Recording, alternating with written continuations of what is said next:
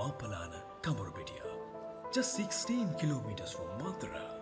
Spanning 50 hectares, the campus is a model of agricultural learning, combining modern lecture halls, laboratories, libraries, hostels, recreational space and even its own auditorium.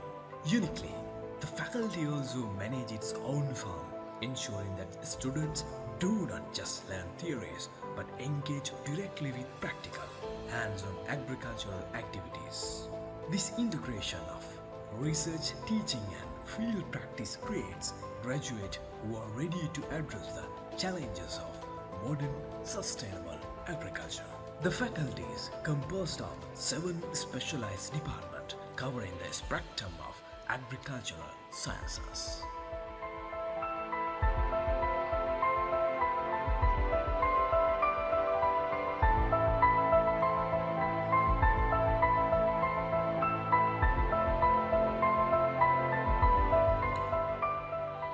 Agricultural engineering and environmental technology, pioneering climate-smart solution in mechanization, irrigation and post-harvest innovation.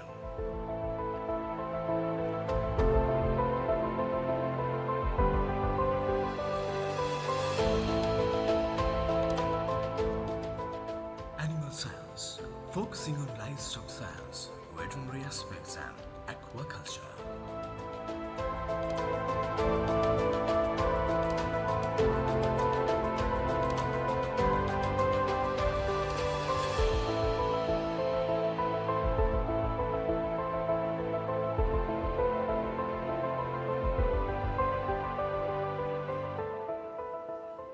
Agricultural biology, focusing on plant and microbiology, genetics and biotechnology. Crop science, covering agronomy, horticulture and plant breeding for improved crop production.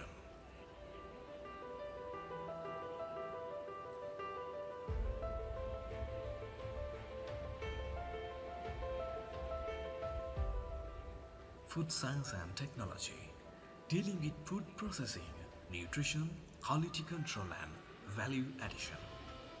Soil science, focusing on soil fertility, conversion for land management, agricultural economics and agribusiness, developing future leaders in agribusiness and rural development. Through this, the faculty offers a holistic agricultural education that spans from the soil beneath our feet to global food system. The Faculty of Agriculture offers a 4-year Bachelor's of Science degree program in Agriculture, conducted in English, which stands as its flagship program. From its modest beginnings, just 15 students in the first intake of 1978-79, the program has tremendously grown into one of the country's most sought after agricultural degrees. By the late 1990s, the annual intake had risen to around 115 students, supporting nearly 600 undergraduates on campus at any given time. Today, the faculty admits approximately 250 students each year, reflecting its steady expansion and the growing national demand for agricultural education. In recent years, the curriculum has been diversified in 3 specialized degree streams, including Bachelor's of Science in Agricultural Resource Management and Technology, Agribusiness Management and Green Technology. The 3 degree programs are carefully aligned with emerging industry needs, global sustainability goals, and the demand for future-ready graduates. With a strong emphasis on practical learning, every program is designed to equip a student with both knowledge and hands-on experience, producing skilled professionals who can drive innovation in Sri Lanka's agriculture sector and beyond. Beyond undergraduate study, the faculty also plays a leading role in postgraduate education through a Faculty of Graduate Studies, offering MSc, MPhil and PhD programs. programs. A wide range of master's programs address contemporary challenges in agriculture and provide opportunities for graduates to be involved in fundamental and applied research, enabling breakthroughs in crop improvements, sustainable farming techniques, food technology, and more. Further strengthen their expertise and contribute to regional and global development. Today, the Faculty of Agriculture at the University of Ruhuna stands proudly as a center of excellence in agricultural research, extension and education in southern Sri Lanka, with a distinguished legacy of producing graduates who hold leadership roles across the country's agricultural and environmental sectors.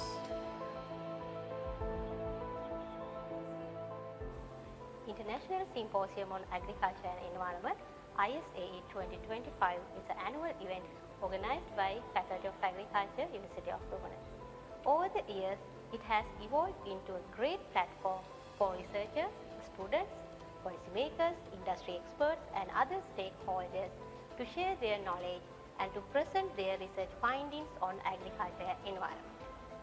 The theme of ISD in this year is Driving Innovations in Agricultural Technologies for Climate Action and Sustainability. Under this theme, there are 5 scientific sessions and 2 student sessions, young graduate forum and 3-minute industrial presentations.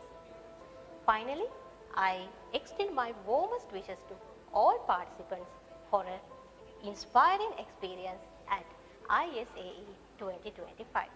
Thank you. Today, the stage is set for ISAE 2025, a landmark event in the proud tradition of the Faculty of Agriculture, University of Ruhuna.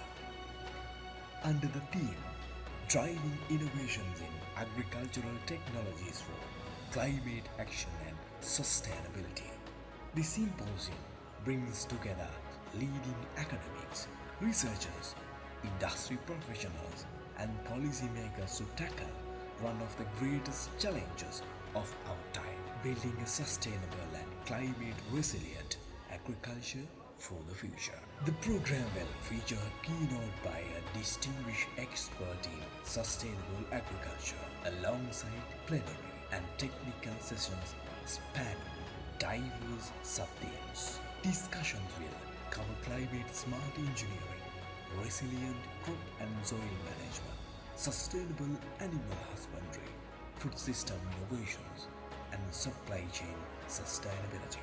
From precision farming and renewable energy application to climate-tolerant crop growings and resilient rural livelihoods, ISAE 2025 ensure a holistic exploration of solutions. Ultimately, ISAE 2025 is not just a conference, it is a catalyst for change. It embodies the mission of the University of Ruhuna to drive sustainable progress in agriculture, showcasing pioneering research, eco-friendly agri-technologies and supportive policy frameworks. By bringing together diverse voices, it inspires collective action to transform challenges into opportunities and move forward a greener, resilient future. The University of Ruhuna was established in 1978 as Ruhuna University College, fulfilling the long-cherished dream of the people of southern Sri Lanka to have a university in their own region. It became a fully fledged national university in 1984, proudly standing today as the country's 6th oldest public university. Over the decades, Ruhuna has grown into a comprehensive institution of learning and innovation, home to 10 vibrant faculties: agriculture, engineering, fisheries and marine sciences and technology, humanities and social sciences, management and finance, medicine, science, technology, allied health sciences and graduate studies. Nestled between the Indian Ocean and lush paddy fields near to the Dundra headland, the university is well-known site is renowned for both its nature beauty and its dynamic academic life, while other sites also carrying their unique splendor. Across all its locations, Ruhuna embodies a proud tradition of academic excellence, research innovation and service to the community.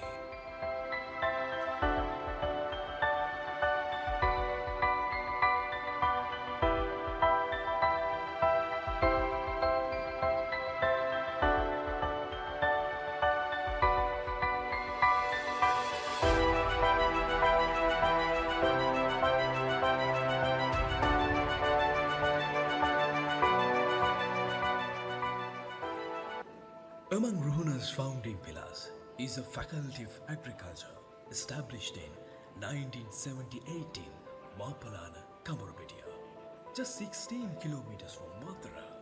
Spanning 50 hectares, the campus is a model of agricultural learning, combining modern lecture halls, laboratories, libraries, hostels, recreational space and even its own auditorium. Uniquely, the faculty also manage its own farm, ensuring that students do not just learn theories but engage directly with practical, hands-on agricultural activities. This integration of research, teaching and field practice creates graduates who are ready to address the challenges of modern sustainable agriculture. The faculty is composed of 7 specialized departments covering the spectrum of agricultural sciences.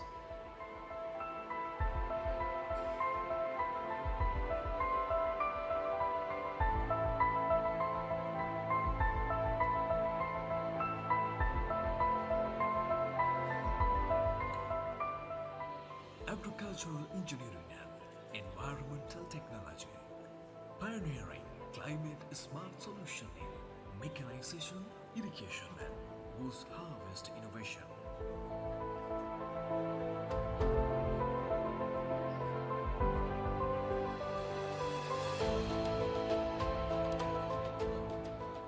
Animal science, focusing on livestock science, veterinary aspects and aquaculture.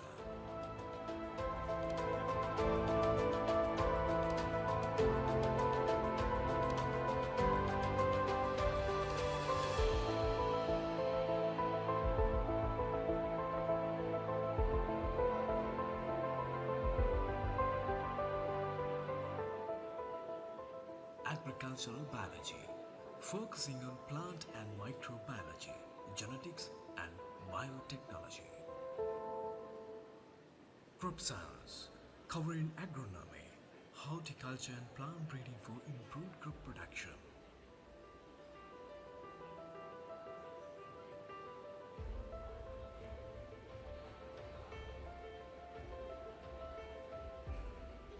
Food science and technology, dealing with food processing, nutrition, quality control and value addition. Soil science, focusing on soil fertility, conversion for land management, agricultural economics and agribusiness, developing future leaders in agribusiness and rural development.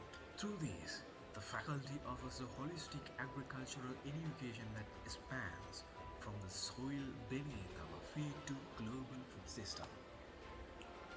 The Faculty of Agriculture offers a 4-year Bachelor's of Science degree program in Agriculture, conducted in English, which stands as its flagship program.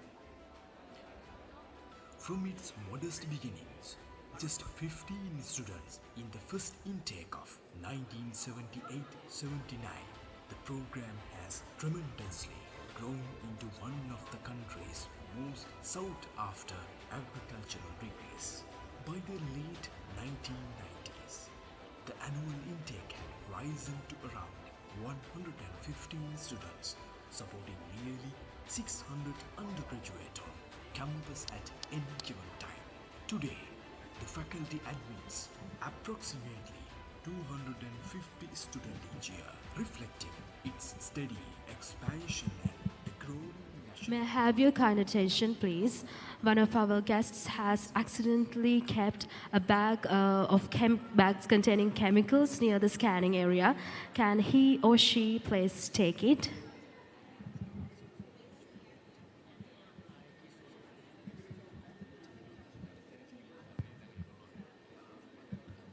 Can I have your kind attention?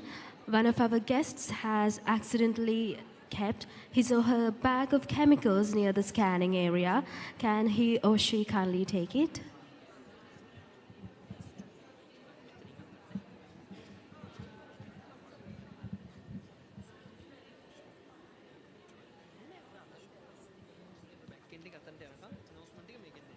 Beyond undergraduate study, the faculty also plays a leading role in postgraduate education through a Faculty of Graduate Studies, offering MSc, MPhil, and PhD programs. A wide range of master's programs address contemporary challenges in agriculture and provide opportunities for graduates to be involved in fundamental and applied research, enabling breakthroughs in crop improvements, sustainable farming techniques, food technology, and more. Further strengthen their expertise and contribute to regional and global development. Today, the Faculty of Agriculture and the University of Ruhuna stands proudly as a center of excellence in agricultural research, extension, and education in southern Sri Lanka, with a distinguished legacy of producing graduates who hold leadership roles across the country's agricultural and environmental sectors.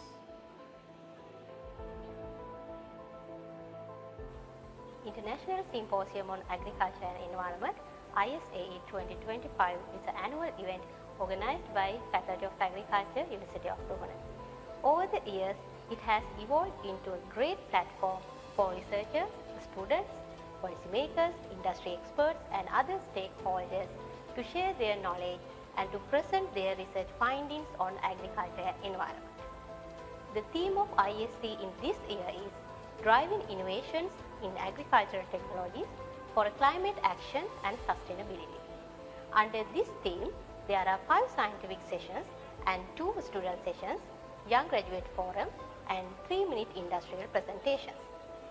Finally, I extend my warmest wishes to all participants for an inspiring experience at ISAE 2025. Thank you. Today, the stage is set for ISAE 2025, a landmark event in the proud tradition of the Faculty of Agriculture, University of Ruhuna.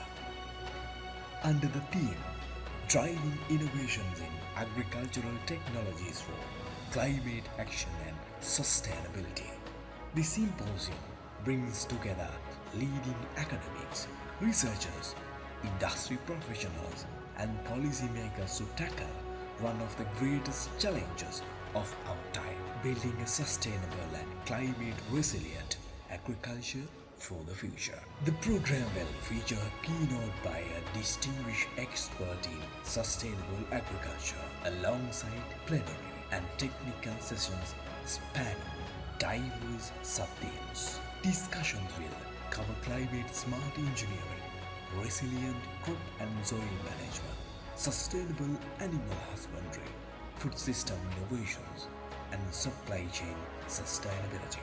From precision farming and renewable energy application to climate tolerant crop growing and resilient rural livelihoods, ISAE 2025 ensure a holistic exploration of solutions. Ultimately, ISAE 2025 is not just a conference, it is a catalyst for change. It embodies the mission of the University of Ruhuna to drive sustainable progress in agriculture, showcasing pioneering research, eco-friendly agri-technologies, and supportive policy frameworks. By bringing together diverse voices, it inspires collective action to transform challenges into opportunities and move forward a greener, resilient future. The University of Ruhuna was established in 1978 as Ruhuna University College, fulfilling the long-cherished dream of the people of southern Sri Lanka to have a university in their own region. It became a fully fledged national university in 1984, proudly standing today as the country's sixth oldest public university. Over the decades, Ruhuna has grown into a comprehensive institution of learning and innovation, home to 10 vibrant faculties: agriculture, engineering, fisheries and marine sciences and technology, humanities and social sciences, management and finance, medicine, science, technology, allied health sciences and graduate studies. Nestled between the Indian Ocean and lush paddy fields near to the Dundra headland, the university's well-known site is renowned for both its nature beauty and its dynamic academic life, while other sites also carry their unique splendor. Across all its locations, Ruhuna embodies a proud tradition of academic excellence, research innovation and service to the community.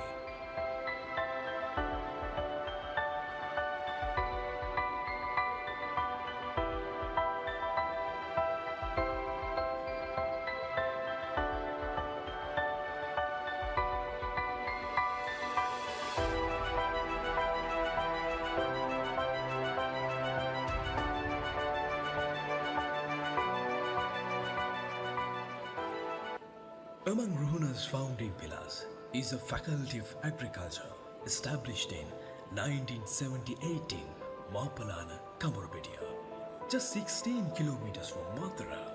Spanning 50 hectares, the campus is a model of agricultural learning, combining modern lecture halls, laboratories, libraries, hostels, recreational space and even its own auditorium. Uniquely, the faculty also manage its own farm, ensuring that students do not just learn theories but engage directly with practical, hands-on agricultural activities. This integration of research, teaching and field practice creates graduates who are ready to address the challenges of modern sustainable agriculture. The faculty is composed of 7 specialized departments covering the spectrum of agricultural sciences.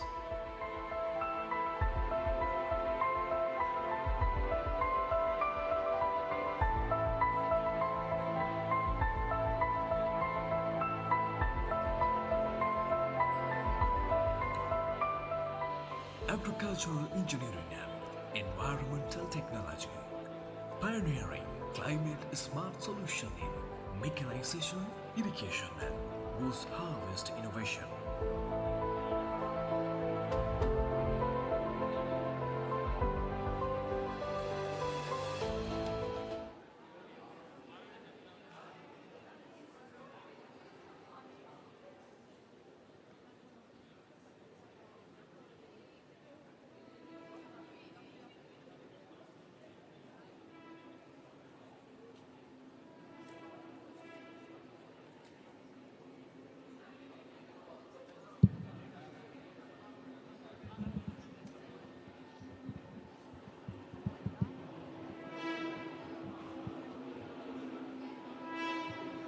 Good morning, dear ladies and gentlemen.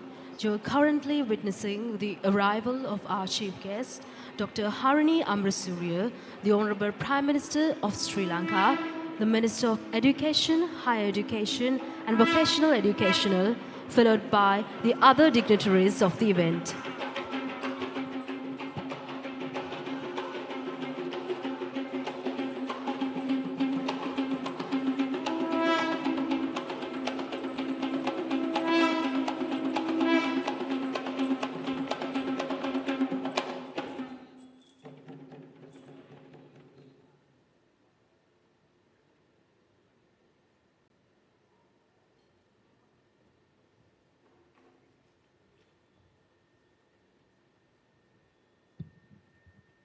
You may now kindly be seated.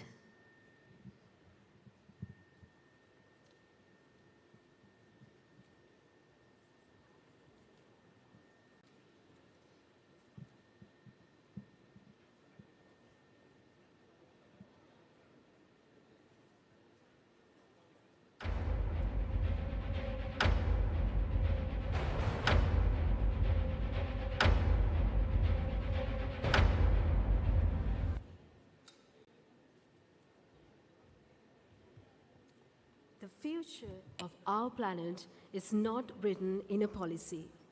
It is forged in innovation, action, and collaboration. A very good morning, distinguished dignitaries, colleagues, friends, ladies and gentlemen. What an exciting day to be gathered here, surrounded by brilliant minds, powerful ideas, and one shared mission. First off, I would like to extend you all a very warm welcome to the International Symposium on Agriculture and Environment 2025, hosted by the Faculty of Agriculture, University of Ruhuna. This year, we unite under one powerful theme: driving innovations in agricultural technologies for climate action and sustainability. Centuries ago, we lived in sacred harmony with nature. It was our most trusted partner and our constant companion. But today, the relentless echoes of floods and droughts, shifting seasons, and the destruction of biodiversity is striking at the very foundations of agriculture. The future of agriculture has never been more uncertain, no more vital to our collective effort of survival. At the ISAE 2025, we are united under a shared vision to reflect deeply, to reignite the spirit of innovation, innovations beyond cultivate and sustain, innovations that reshape agriculture with climate-smart solutions. Not only that, innovations building resilient and safeguard our future agro-ecosystems. In return, we will safeguard the very destiny of our lives amidst the global challenges. As we begin, let us take this opportunity to drive change, to encourage action, and work together for a better tomorrow. Once again, welcome to the ISAE 2025.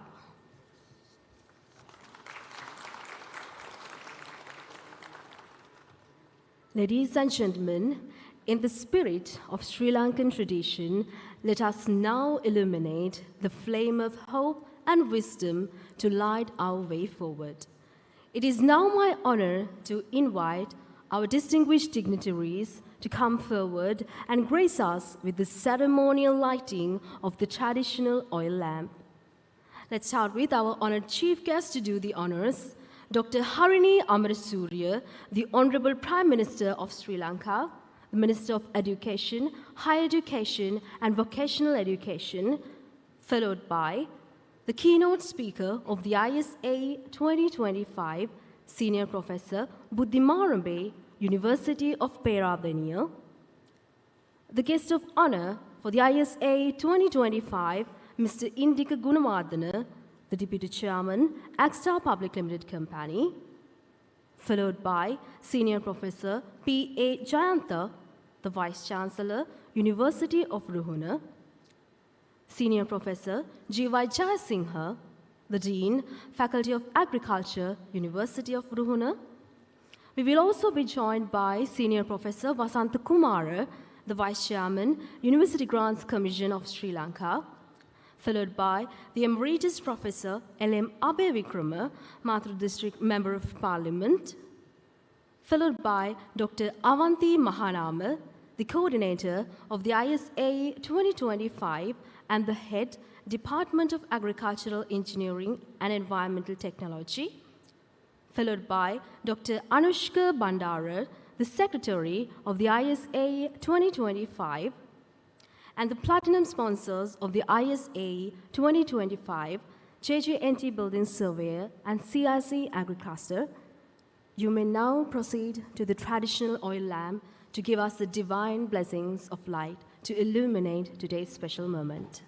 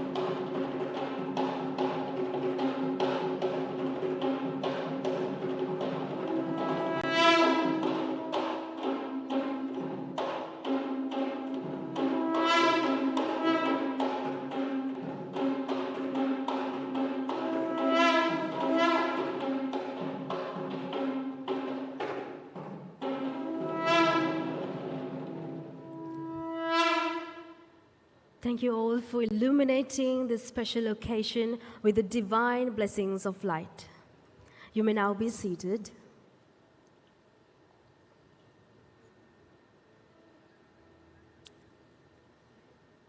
As we reflect on the profound contributions of the University of Ruhuna in making and shaping the paths of many remarkable individuals, let us honor this moment by standing together in appreciation. Ladies and gentlemen, please rise for the University Anthem.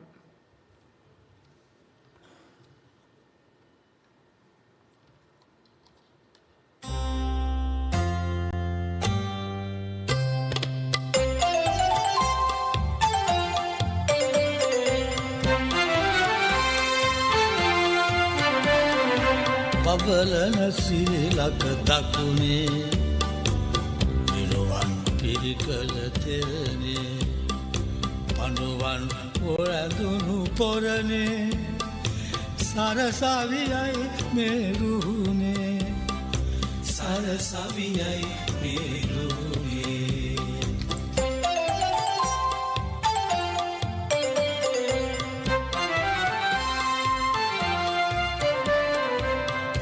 විද්‍යා ශිල්ප කලා දැන හරවත් ලබමින් ධනමන කරමින් පැනවත් දෙසබස රැස සුරකින හොද තෙරවත් මිනිසුන් වෙමුලෝ පසසන ගුණවත් බබලන සිරිලක දකුණේ විරුවන් පිරිකල තෙරනේ පඬුවන් ඔරැඳුණු පොරනේ සරසවියයි මෙරුනේ සරසවියයි මෙරුනේ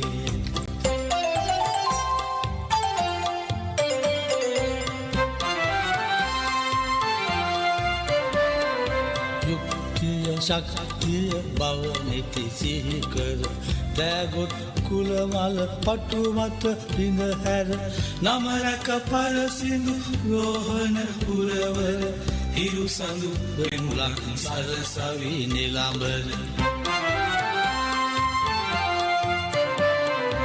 බබලන සීලක දකුණේ විරුවන් පිරිකල තෙරනේ පඬුවන් ඔරැඳුණු පොරනේ සරසවියයි මෙරුනේ සරසවියයි මෙරුනේ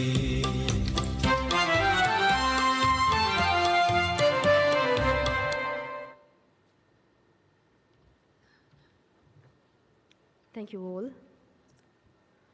Culture is the language that connects us together. Up next is a beautiful reflection of Sri Lanka's spiritual and cultural essence, the traditional Sri Lankan Puja dance. Ladies and gentlemen, please enjoy.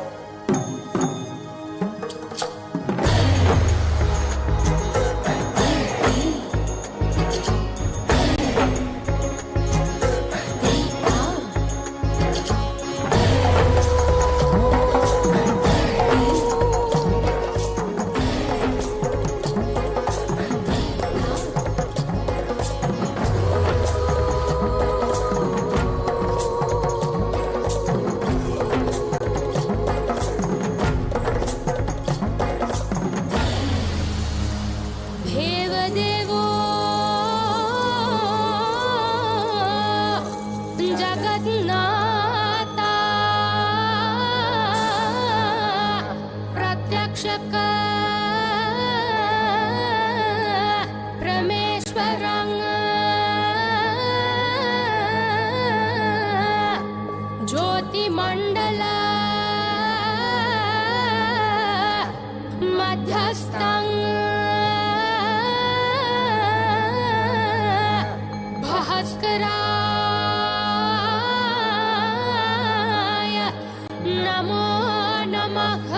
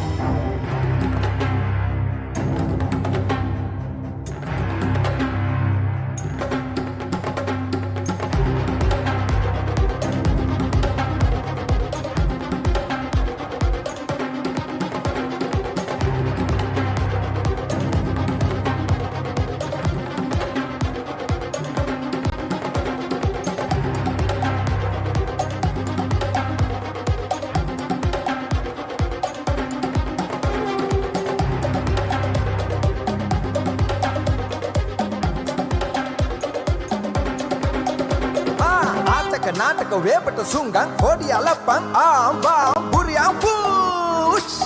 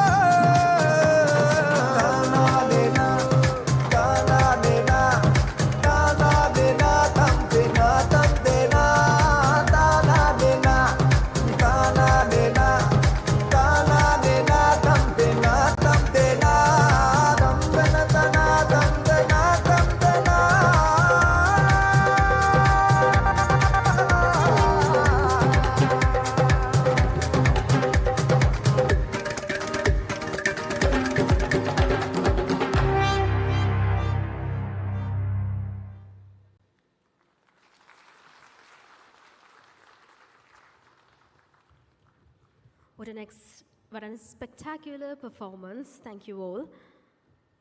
Ladies and gentlemen, as the energy in this room builds and the spirit of celebration continues, with heartfelt respect, we now invite our distinguished dignitaries to the head table. May I have the honor of inviting the chief guest, Dr. Harini Amarasuriya, the Honorable Prime Minister of Sri Lanka, Minister of Education, Higher Education and Vocational Education, followed by the keynote speaker for the ISAE 2025, Senior Professor Buddhimarambe, University of Peradeniya. The guest of honor, Mr. Indika Gunawardana, the Deputy Chairman, AGSTA PLC, followed by Senior Professor P.A. Jayantha, the Vice-chancellor, University of Ruhuna, Senior Professor G.Y. Jayasinghe, the Dean, Faculty of Agriculture, University of Ruhuna, followed by Dr. Avanti Mahanama, the coordinator of the ISAE 2025, followed by Dr. Anushka Bandara, the secretary of the ISAE 2025. You may now proceed to the head table.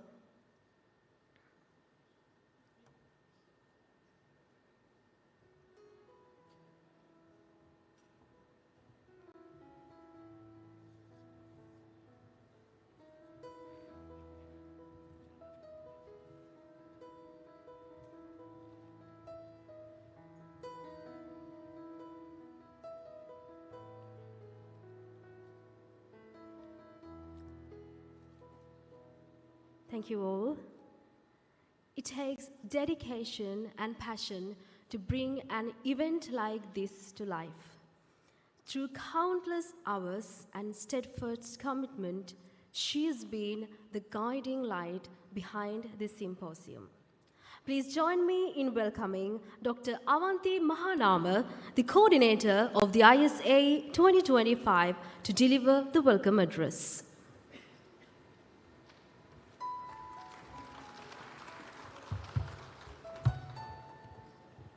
Good morning. Chief guest, Honorable Prime Minister Dr. Harani Amarasuriya, guest of honor Mr. Indika Gunawardana, and Deputy Chairman of AGSTA PLC, Vice-chancellor of the University of Ruhuna, Senior Professor P.A. Jayantha, Dean of the Faculty of Agriculture, Senior Professor G.Y. Jayasinghe,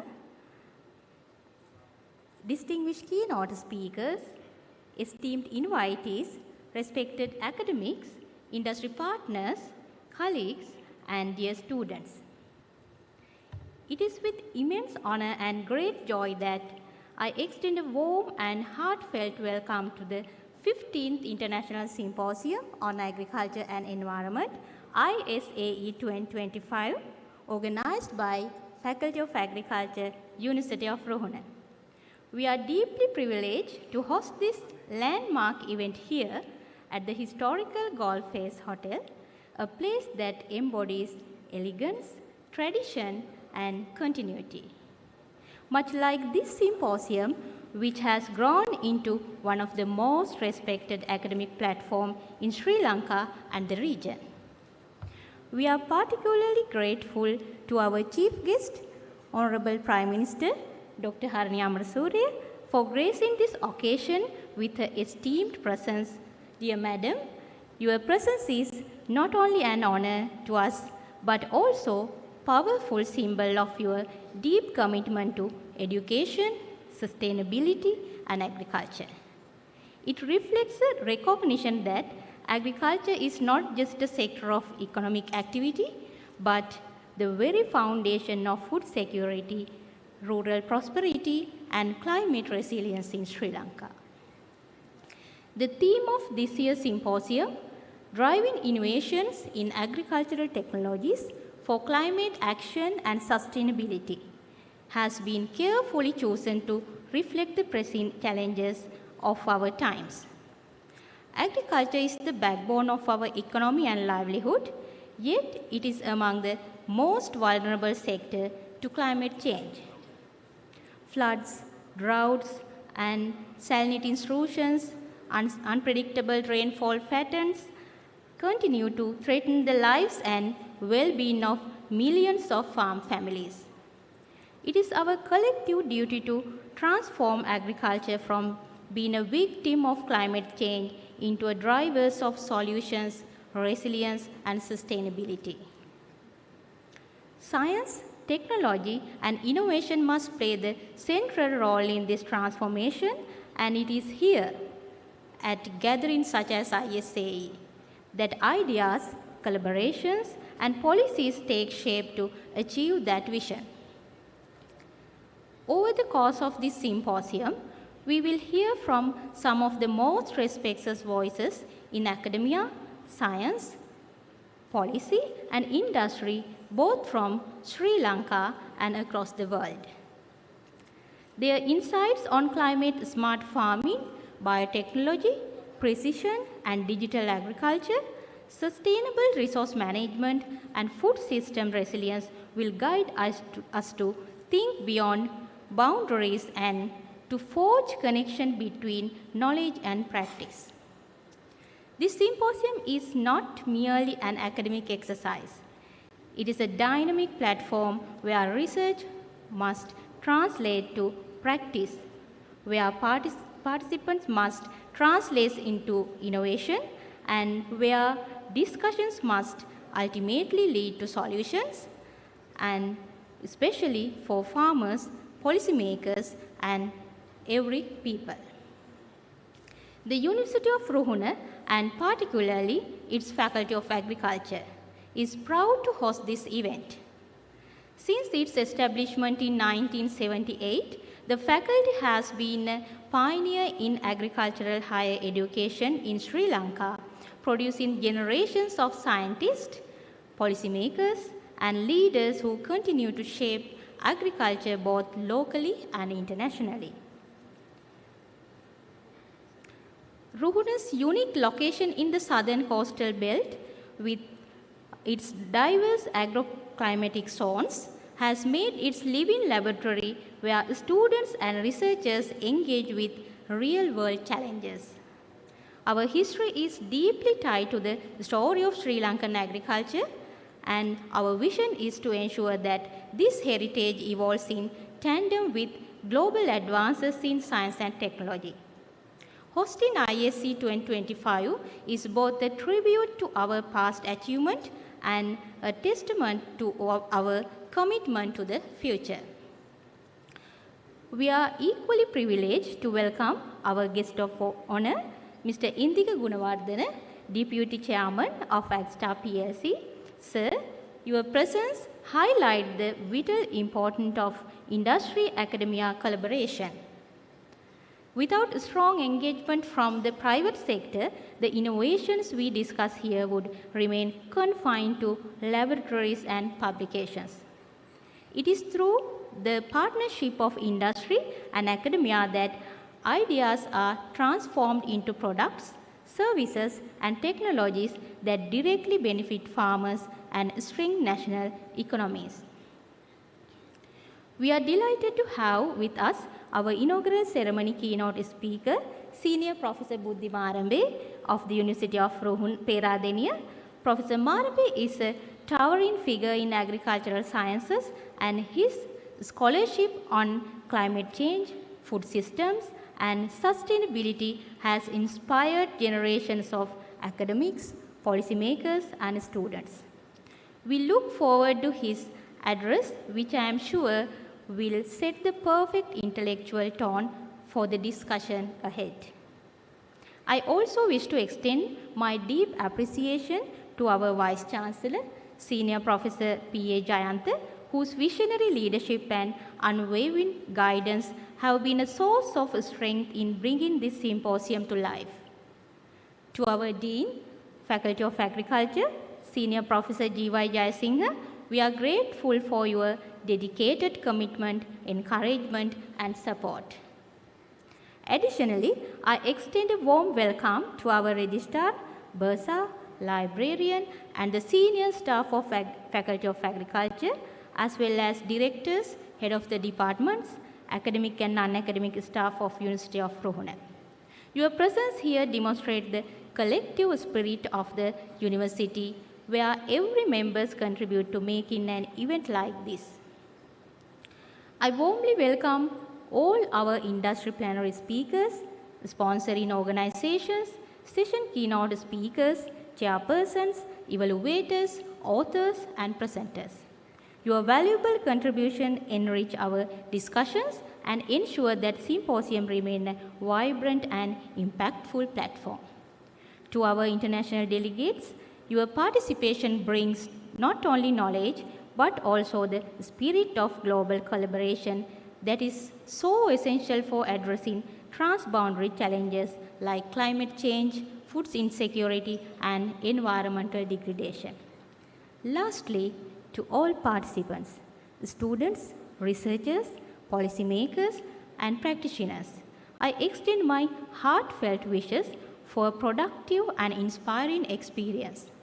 May this day of intellectual exchange and collaboration not only broaden your horizons, but also spark actions that lead to tangible outcomes for farmers, communities, and future generations.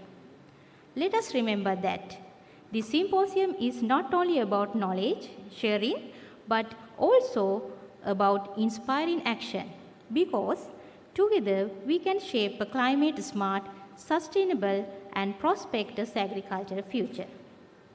Once again, welcome to ISAE 2025. I wish you all a fruitful, fulfilling, and memorable experience at ISAE 2025. Thank you.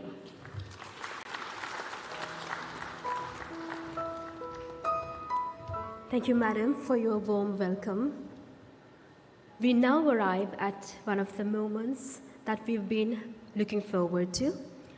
On this momentous occasion, it is with profound honor and privilege that we warmly invite our esteemed chief guest for the ISAE 2025, Dr. Harini Amarasuriya, the Honorable Prime Minister of Sri Lanka, the Minister of Education and Higher Education and Vocational Education, to grace this gathering with her words of wisdom and vision. Madam, the floor is yours.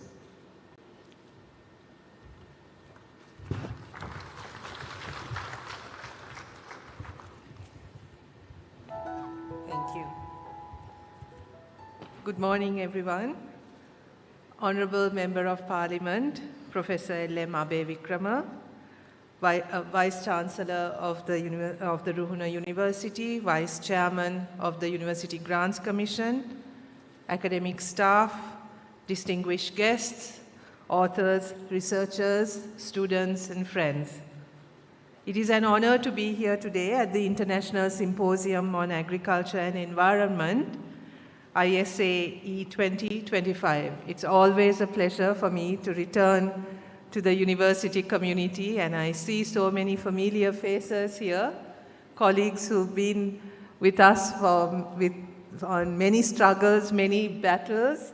So it's a real joy to be able to be back here and spend a few moments at least with what has been for me a familiar space.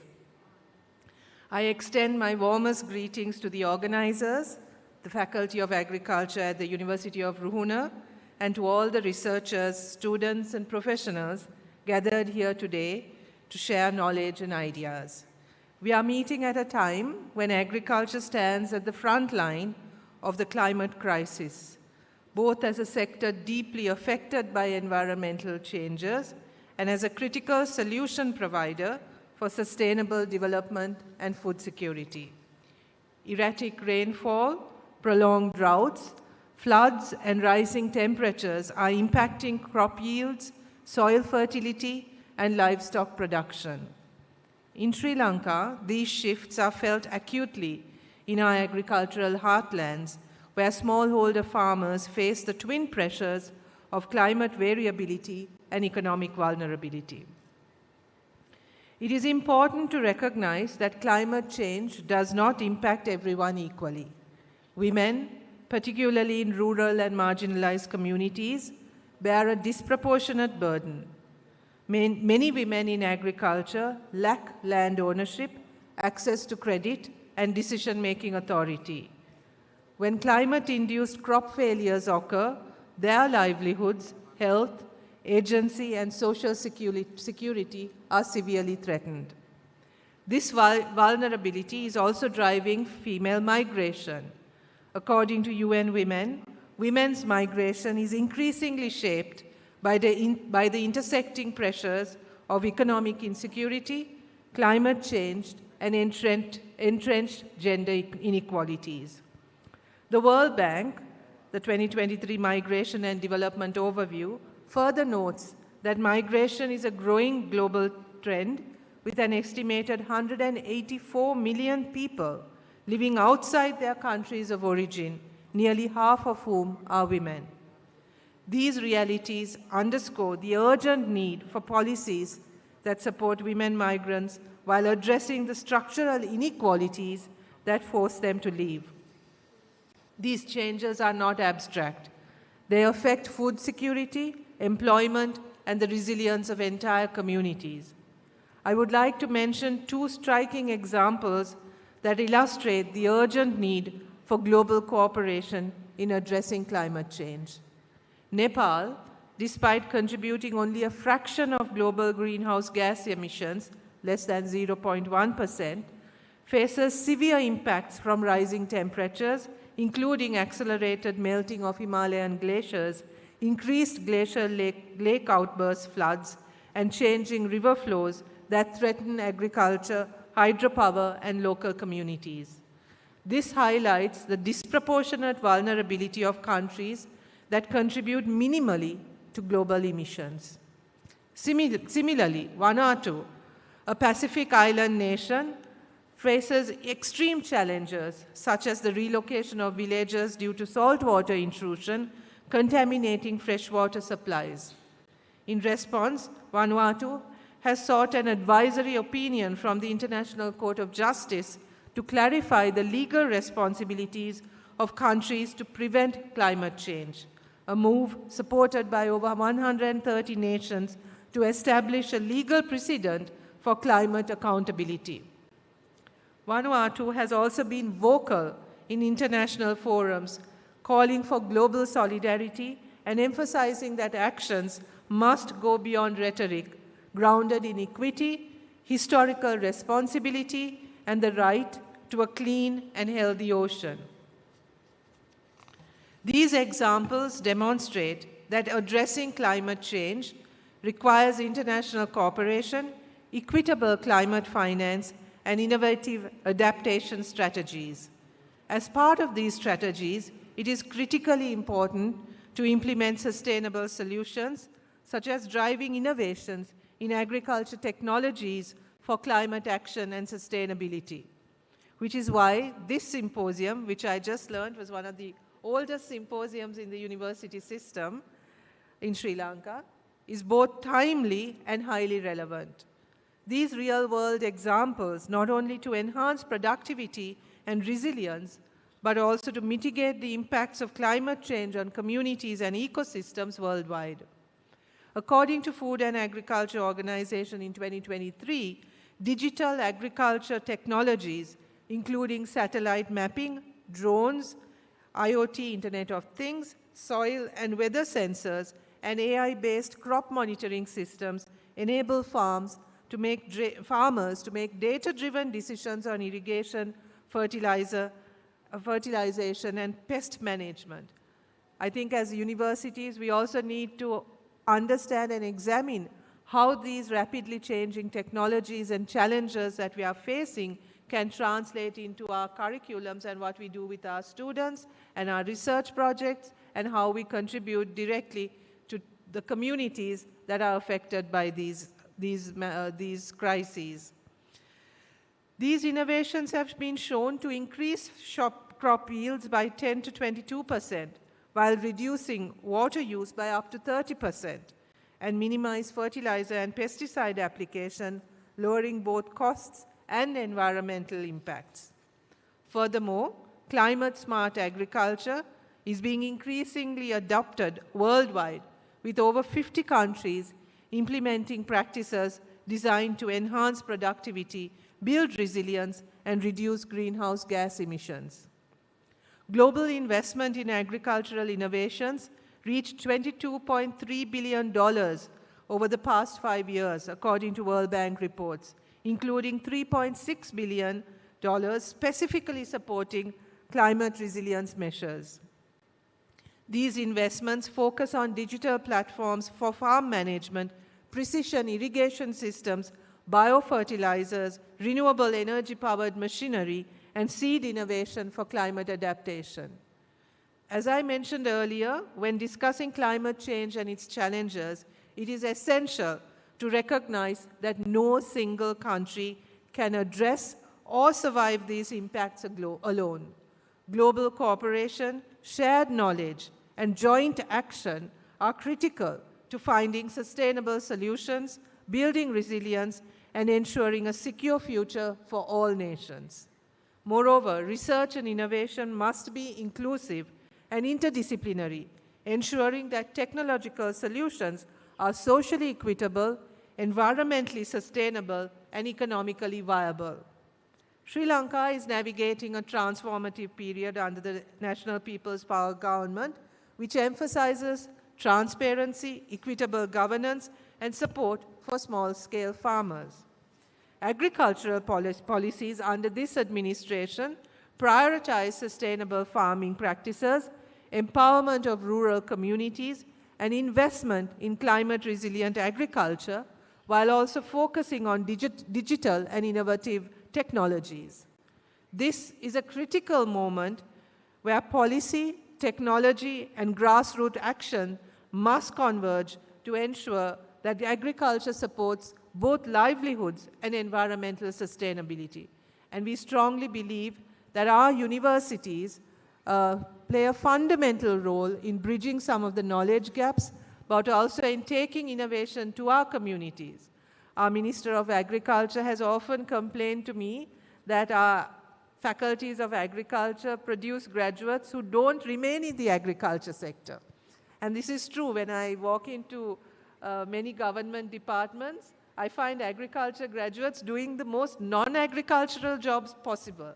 So here we are investing hugely in you because we need agriculture faculties to actually directly contribute to this very, very important sector, and this sector which is undergoing so much vulnerability and facing so many threats.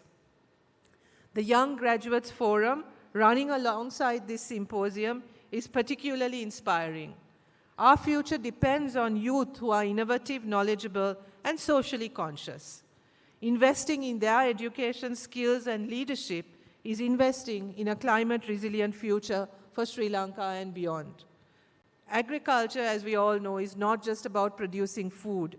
It is about sustaining our communities, our economy, and our planet.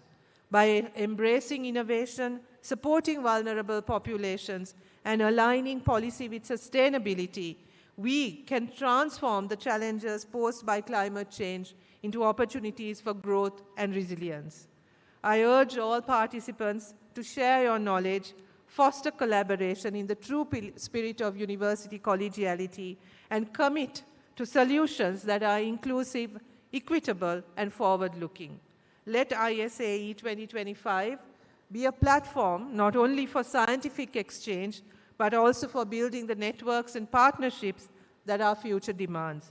Thank you, and I wish the symposium and all of you all success. Enjoy the rest of the day. Thank you very much.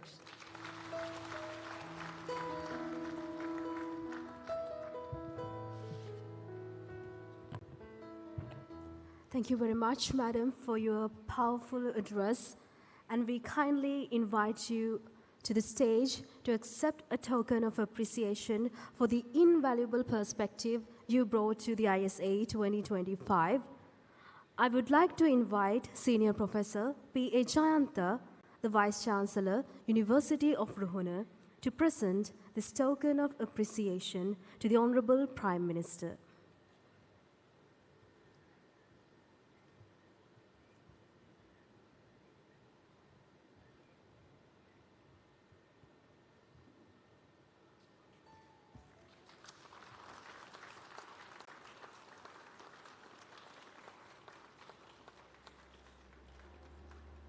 Thank you very much, Madam. Thank you, sir. True leaders don't just guide. They inspire, they uplift, and they breathe life into visions. His unwavering support and foresight have been indispensable in turning this ceremony to a reality.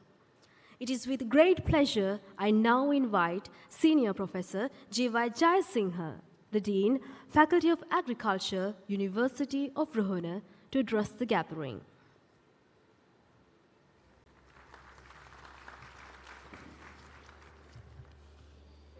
Good morning, you all.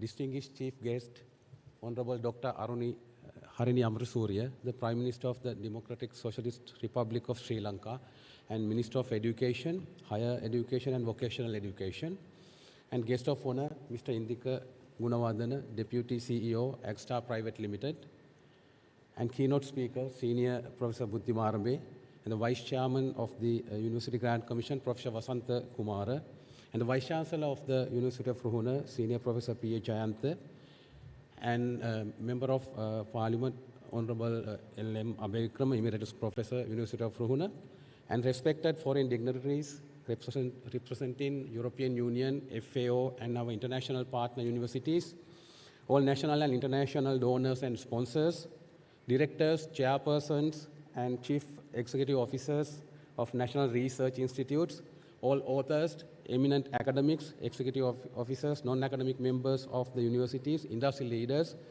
government officials, colleagues, and dear students. Ayubowan, and very warm welcome to you all.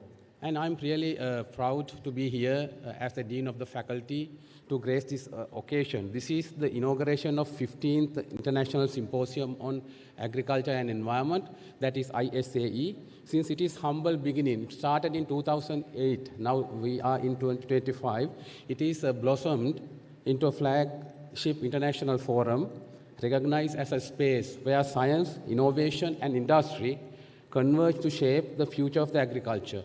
So what began as a faculty effort now became a nationally celebrated and globally respected forum. So first of all, we are humbled and honored by the gracious presence of our chief guest, the Prime Minister, Dr. Harini. Madam, your leadership in education and development gives us great confidence to move forward boldly. And moving forward, allow me to invoke the words of the great agricultural scientist, that is Nobel laureate Norman Borlaug, that is the father of the Green Revolution. So he mentioned that you can't build a peaceful world on empty stomach and human misery. So these words remind us that agriculture is more than science, more than economics, and it is the foundation of peace, prosperity, and human dignity. So the theme of this year's symposium, that is driving innovations in agriculture, technologies for climate action and sustainability, could not be more timely. Agriculture is the heartbeat of Sri Lanka, and it feeds the people, and that is fuels our economy and defines our cultural heritage as well. So it is also one of the most vulnerable sectors, as our Prime Minister mentioned, that is threatened by the floods, droughts, salinity intrusion, and market volatility. And our Professor Buddhi Marambe will explain about how this climate change going to impact on that and decline in the biodiversity. And we must therefore redefine or reimagine the agriculture, which is not a victim, not a victim of crisis, but as a driver of resilience, innovation, and global leadership. So at the national level, this symposium contributes directly to Sri Lanka's priorities of food security, climate resilience, rural empowerment, and green growth as well. At the global level, so we are talking about the global stewardship. So it aligns seamlessly with this Paris Agreement and the European Green Deal and the United Nations Sustainable Development Goals as well. So in doing so, ISAE 2025 positions Sri Lanka not as a follower, but as a contributor to the global agricultural transformation. So as you all know, University of Ruhuna, it carries the responsibility with pride. It established in 1978 and has grown into a comprehensive university with 10 vibrant faculties. So within it, the Faculty of Agriculture stands all as a pioneer, nurturing generations of scientists, policymakers, and innovators who have shaped Sri Lanka's agricultural journey. Our unique location with paddy fields, plantations, tropical agro-ecosystems, and experimental farms has made Ruhuna a living laboratory for the agriculture. So not only our faculty, uniting with all these 7 other agri-faculties in the country, and the Department of Agriculture and the allied national research institutes to form a dynamic national network for agricultural innovation. Together, we can bridge gaps between research, policies, practice, and collectively, we can ensure that Sri Lanka's agriculture not left behind, but instead stands proudly at the frontiers of science and the innovation. So our vision extends beyond borders.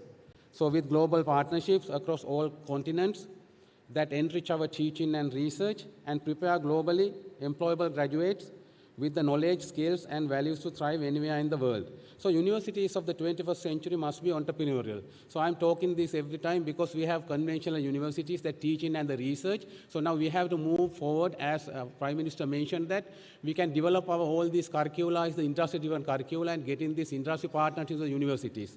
And once Charles Darwin mentioned that it is not the strongest of the species that survive, no more the most intelligent, but the one most responsive to change.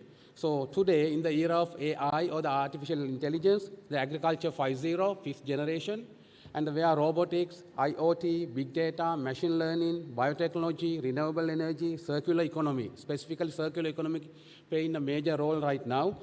Those are redefine how food is grown, processed, and consumed. Agriculture will be shaped by technology, guided by intelligence, and sustained by environmental stewardship. The University of Ruhuna is ready to embrace this future as well. So ISAE 2025 demonstrates the spirit of innovation and partnership with more than 180 presenters and the authors, with the presence of European Union, FAO, industry leaders, and international universities.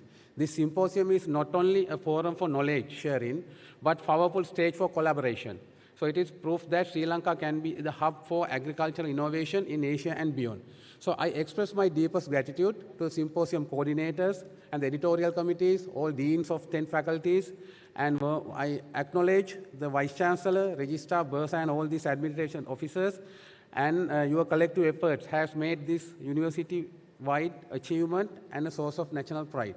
So we extend our heartfelt gratitude to all the sponsors whose generous contribution made ISAE possible. And ladies and gentlemen, ISAE 2025 is not just an academic event, and that is a call to action. So as I mentioned, the Albert Einstein once said, we cannot solve our problems with the same thinking we used when we created them. So let this symposium be remembered as the moment we reimagined agriculture, uniting science, bold ideas, and global collaboration to build resilient, climate-smart, and prosperous societies. Wish you a great ISAE 2025 and have a pleasant day. Thank you all. Thank you very much.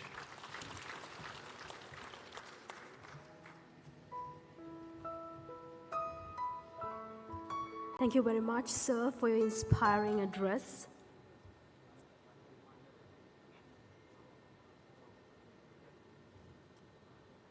As this remarkable ceremony unfolds, it is now time we turn to another guiding presence. His insights and leadership continue to illuminate our path toward academic excellence and beyond. Ladies and gentlemen, may I have the honor of inviting Senior Professor P.A. Jayantha, the Vice-Chancellor, University of Ruhuna, to share his insights with the audience.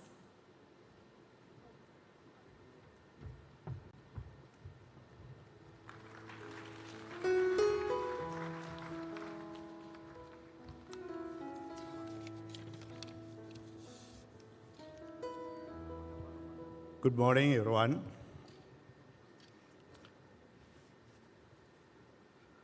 As Vice-Chancellor, it is my great privilege to address you all at the International Symposium on Agriculture and Environment, ISAE 2025, organized by the Faculty of Agriculture of our University of Ruhuna.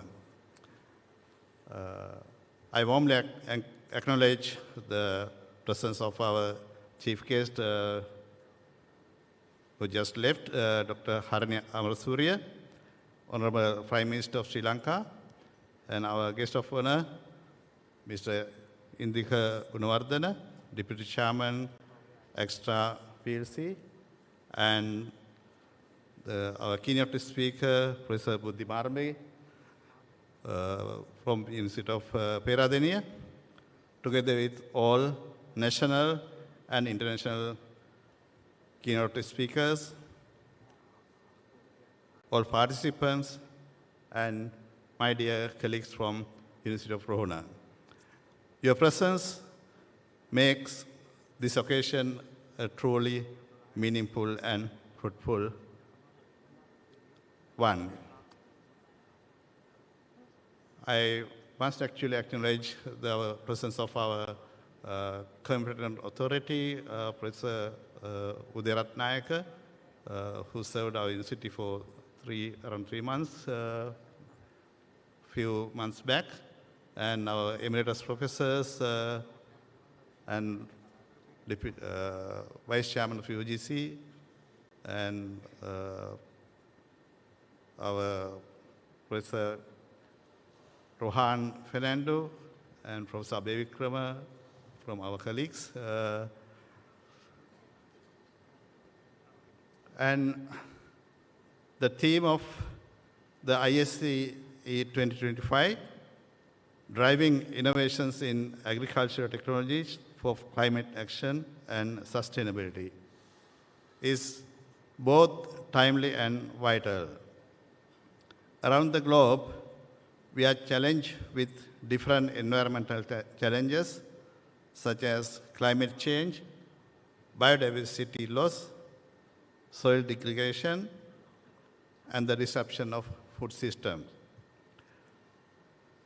These challenges strike at very heart of human survival.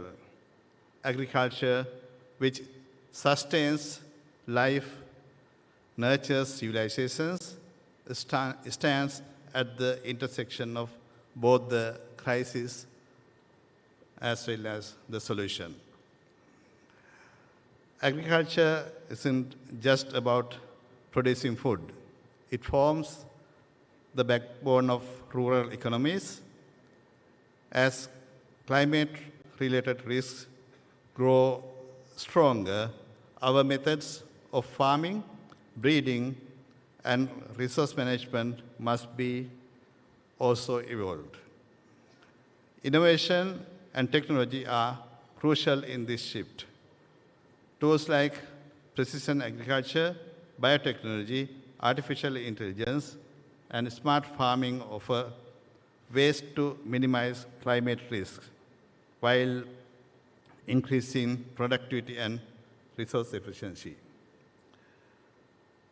By connecting scientific breakthroughs with practical applications, we can redesign agricultural systems that address today's urgent needs and protect future food security, livelihoods, and ecosystems.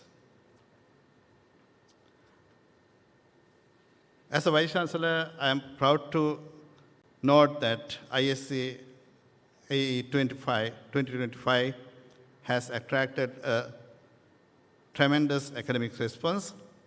It has received 180 submissions, and after a careful review process, 98 papers from both national and international authors has been selected for today's symposium presentations. On top of that, we have 31 student presentations through the Young Graduates Forum and 20 presentations in 3 minutes industrial training competition. The Faculty of Agriculture today organizing this symposium. All this work actually done while doing all the other required activities, teaching activities, research activities relevant to this, and other administrative and community services. I take a moment for this at this point. Actually, I mentioned this one to the Prime Minister. We all do this work under restricted resources, specifically when we consider our cadre positions for our staff, for our carrying out our activities, day-to-day activities of teaching, specifically teaching, is in a crisis situation. Here, I see that, as I mentioned, Professor Rehan Fernando, who is a pioneer person in research and innovations. In these days, he is leading that sector. Now we are to carry out research activities, do find important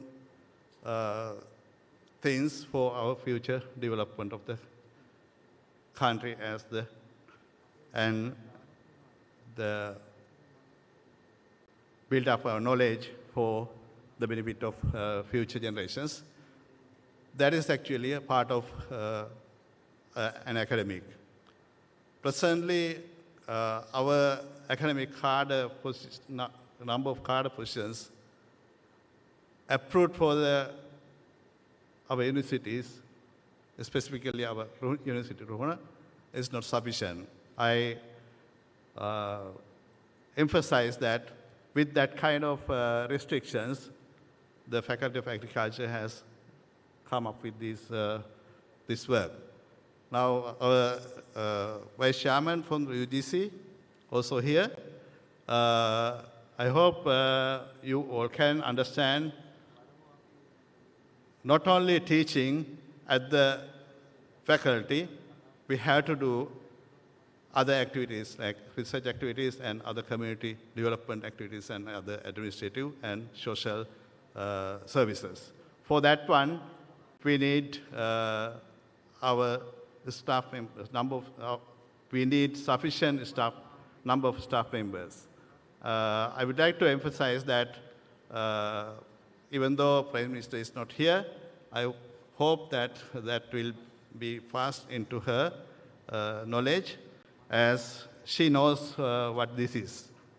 She was talking about why we need to fill out forms and all those ones when she was with us.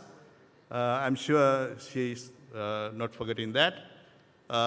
Therefore, I would like the government authorities to think about the restrictions on recruitment of academic staff members specifically and other staff members for the universities, because this is not for just for a request just to fill out our cadre positions or get some more staff members to our faculties. That is for to address the current issues we are facing, because we have been allocated number of students, higher number of students than we can cater. According to that, there should be identified number of cadre positions for each degree program. For example, science and agriculture field, there should be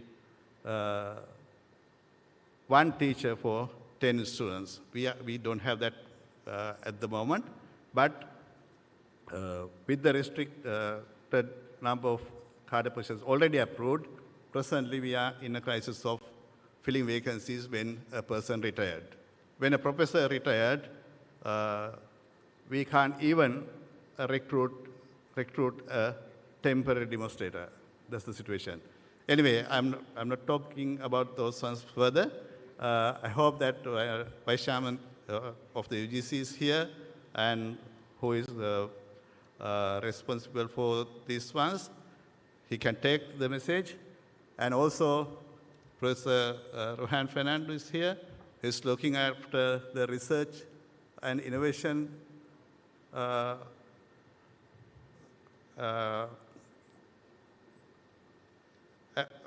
concepts and how to develop our research culture and how to develop our innovations and inventors, how to mobilize inventors.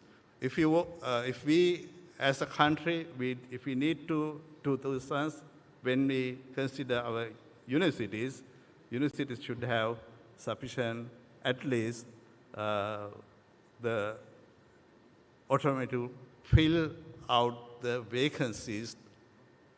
At least the vacancies arise from various reasons like VOPs and retirements or resignations.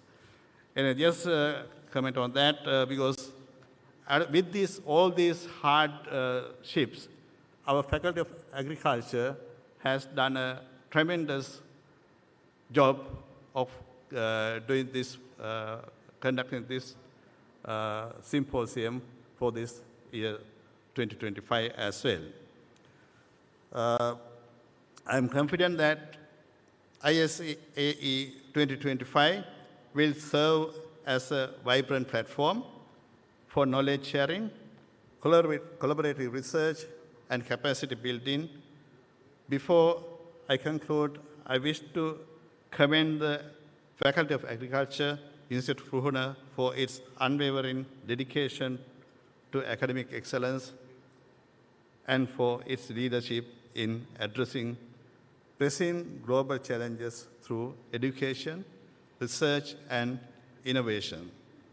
Finally, I extend my deepest appreciation to all participants, keynote speakers, industry partners, and collaborators who have made this event a possible one. I wish all of you a fruitful and inspiring symposium. Have a Member of Parliament, Matra District, and all other distinguished academics, researchers, industry leaders, policymakers, members of the organizing committee, sponsors, esteemed delegates, and ladies and gentlemen. First of all, good morning to you all. The agriculture has always been the heart of our civilization. Today, however, it stands at crossroads, facing the unprecedented of climate change, while also carrying the responsibility of feeding the growing population sustainably. This is why climate action and innovation are no longer optional, they are essential. When I say the climate action, the topic for sustainability, I think this is the new last decade. And day-night temperature also been widened, placing additional stress of crops, livestock, even in human health. The predictable rainfall patterns we once depend on, the higher model of Yala and Maha seasons are no longer reliable. That is the truth. Experiencing high-intensity, short-duration rainfall and abnormal daytime temperatures are frequent experiences. Some of the farmers cannot understand this daytime temperature and nighttime temperature difference, and again the temperature rise, which leads the COP into additional level. Again, because of these changes, we have experiences reduced harvest, increased COP or cost of production, falling of farm incomes, impact of our health of economy, and more impact of health of the community, because everything prices are increasing, and the pandemics and the disease outbreaks which we have not observed in earlier days. How to mitigate this? This is where we have to talk about climate action. There are several ways that have been adapted by the people, like solar power irrigation systems, climate resilient seed varieties, biomedical packaging, renewable energy and technologies, and even digital advisory platforms powered by artificial intelligence. But we have, of course, then we have to talk about water retention material to reduce water footprint, which is most important during this era. And again, when it comes to fertilizer, we still use the first generation fertilizer in Sri Lanka. If we can go to slow release, coated fertilizer or intelligent release fertilizer, that will help again to the to reduce the damage to the environment and for more sustainable solution for farming. These are not just technologies, they are lifetime for farmers striving to adapt and thrive in a changing environment. Yet while many of these products exist in global markets as a commercial or the industry leader, I can say the solutions are existing in the global markets. But bringing those solutions to Sri Lanka is a challenge. That is what we all have to talk today. One thing is the legal legislation framework of Sri Lanka and the regulatory barriers which always make red tapes to us to bring those solutions. Then the taxes and import duties, as well as lack of trained expertise in our country to use those solutions properly and adequately in appropriate manner. If we can correct these things, if we can give solutions or some policies that we can implement in our country with this, with ISAE 2025, that is what we have to do here. I heard that there are 180 presenters are there, and we wish if we can use at least one or two those research and innovative products after pilot scale trialing to be commercialized to address the climate change. Ladies and gentlemen, climate change is not waiting for us to act. Every degree of temperature rise, every tree lost, every shift of rainfall pattern reminds that the time is action for now. Let us work together to build agriculture sector that is not only more productive but also more sustainable and more resilient. If we safeguard agriculture, we are safeguarding not just our farmers but the entire community. Thank you. I wish all of you a fruitful day. Thank you very much.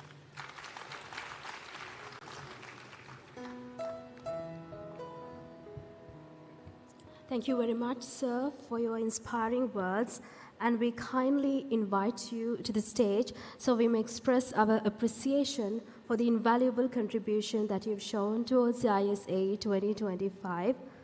I would like to invite Senior Professor G.Y. Jayasinghe, the Dean, Faculty of Agriculture, University of Ruhuna, to present this token of appreciation to Mr. Indika Gunawardena.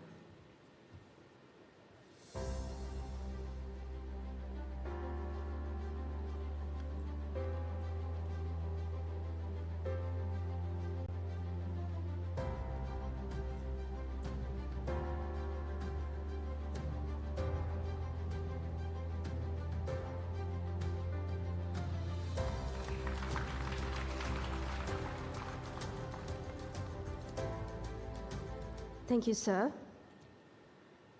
Ladies and gentlemen, we've arrived at a moment that many of us have been looking forward to. Now is the time for the most insightful session of the ISAE 2025, the keynote speech. I kindly invite Senior Professor G.Y. Jayasinghe, the Dean, Faculty of Agriculture, University of Ruhuna, to introduce our honored keynote speaker for the ISAE 2025.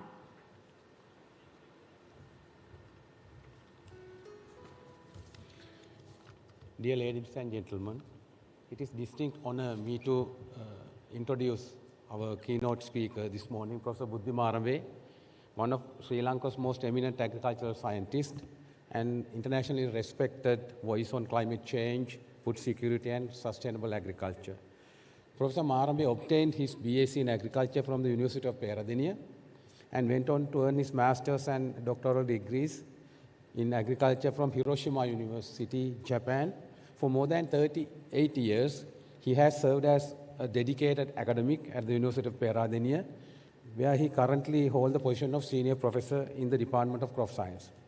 In addition to his scholarship, Professor Marambe has provided visionary academic leadership at the Peradeniya University, and he has served as the Dean of the Faculty of Agriculture and the head of the Department of Crop Science, Director of the Agriculture Education Unit, Chairman of the Board of Study in Crop Science at the PGIA, and the Director of the Operations Technical Secretary, that is OTS, under the World Bank Funded AHEAD project.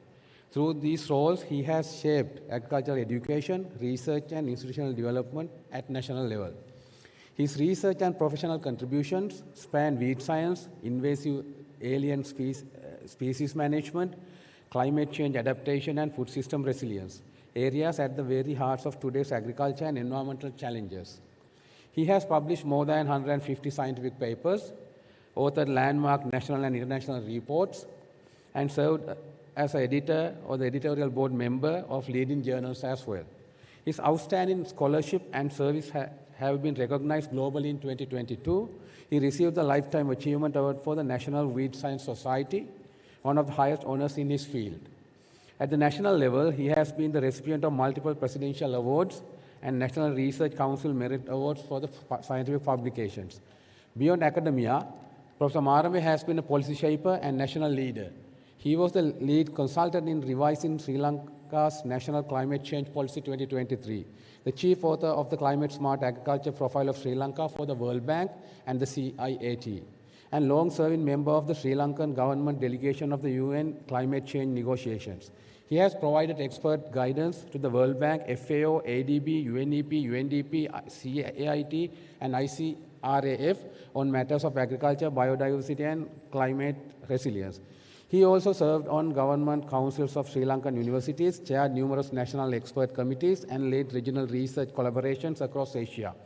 His voice has been instrumental link in science, policy, practice for sustainable agriculture and food system. So, ladies and gentlemen, please join me in sincerely welcoming Professor Buddhi Marambe, who will be delivering keynote address and share his knowledge and insights on the driving innovations in agricultural technologies for climate action and sustainability. Buddhi Marambe.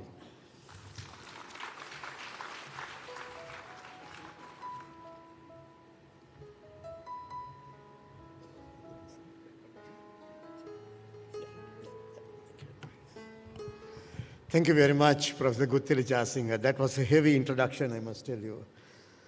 Good morning, colleagues, members at the head table, led by the Vice-chancellor of University of Ruhuna, the Dean, Faculty of Agriculture, the guest of honor. Now I cannot call them at the head table. They're already at the audience. The chairperson and the secretary to the organizing committee, and my colleagues in the audience. Initially, I thought of mentioning a few names, but missing a single name means you're updating your list of enemies. So I just keep quiet in that case. I think I've already done enough in that case. Colleagues, I decided to select the same topic that your conference is shaping upon, because I thought it's a very timely and highly opportune event to talk about innovation with respect to agriculture, as well as climate action and sustainability. Things mingle together. That's the important part. You cannot take technology out separately, you cannot take climate action out separately, and you cannot forget sustainability at all, on the other hand.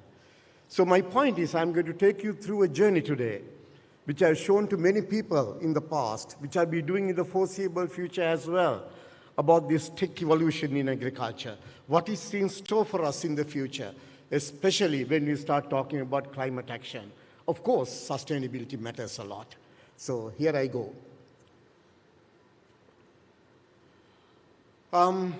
Before I start showing the slide, and it's customary, I would like to thank the organizers for inviting me here. When Professor Guttili Jasinghe wrote to me and called me, asking me whether I'm willing to accept this offer, I accepted it with a delightful mindset, I must tell you, to address you all at this special location, especially of a subject that is very close to my heart.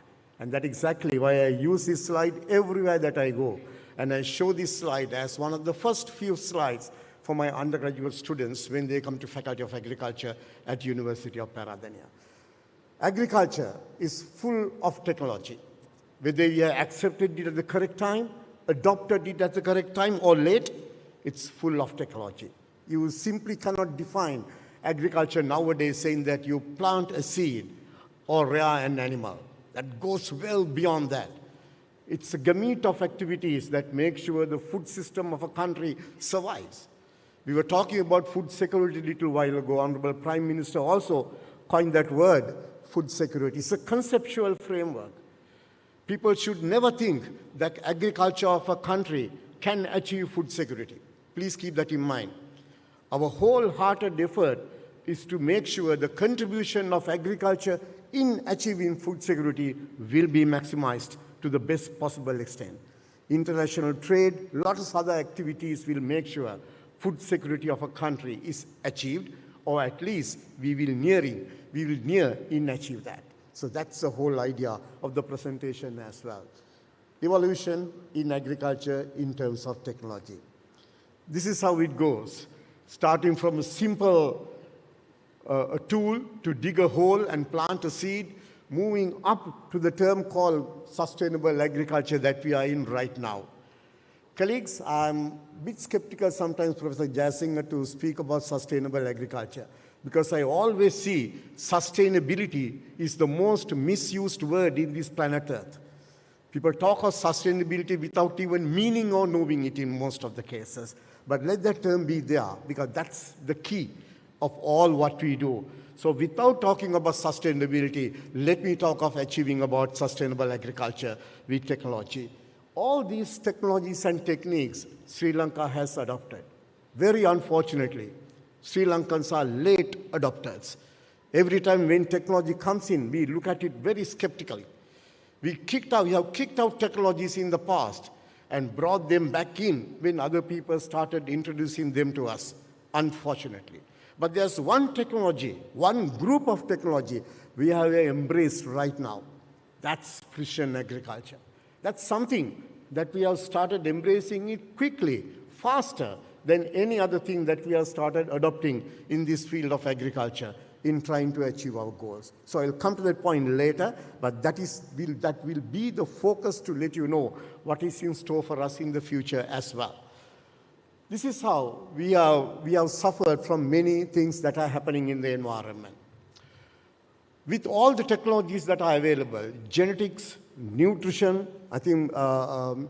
Gunawardena was talking about high-end products with respect to fertilizers, so genetics, nutrition, and crop protection. All these three things have worked together in terms of production. Of course, post-harvest and marketing plays a massive role, but I'm not going to touch upon that. But just look at the production data for the last 10 years, starting from 2025 to 2024.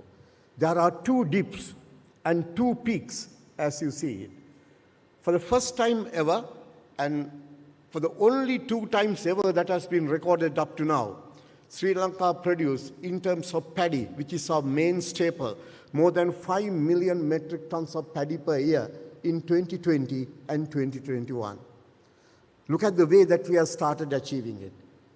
Despite a dip which was created by climate change, we bounced back from 2.3 million metric tons to produce 5.1 million metric tons by 2020.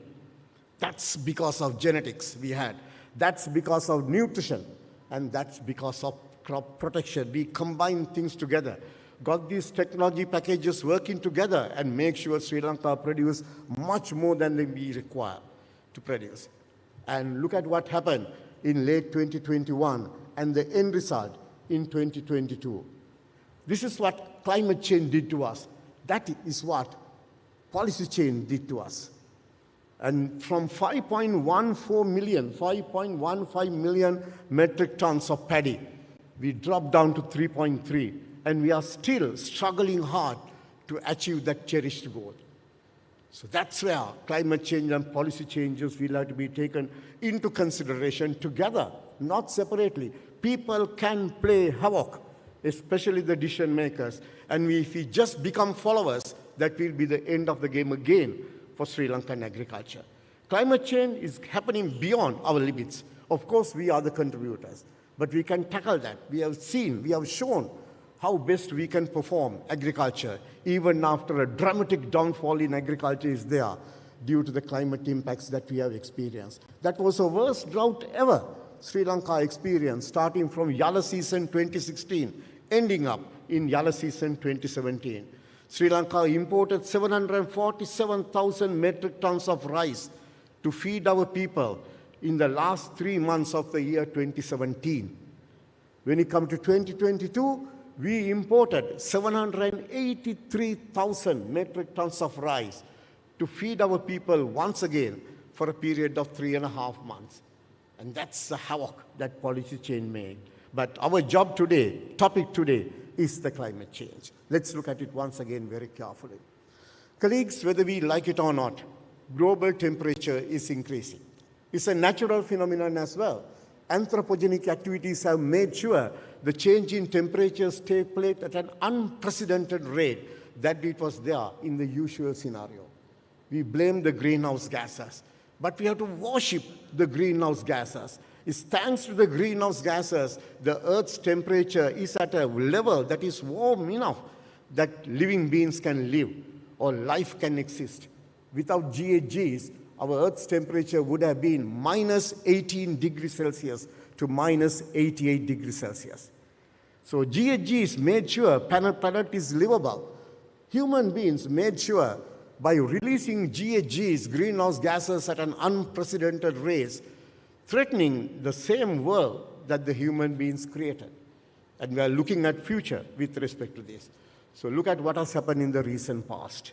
Paris Agreement says by the end of 21st century, the increase in temperature, global temperature, compared to what was there before Industrial Revolution, will be kept below 2 degrees Celsius. So the understanding, the temperature increase.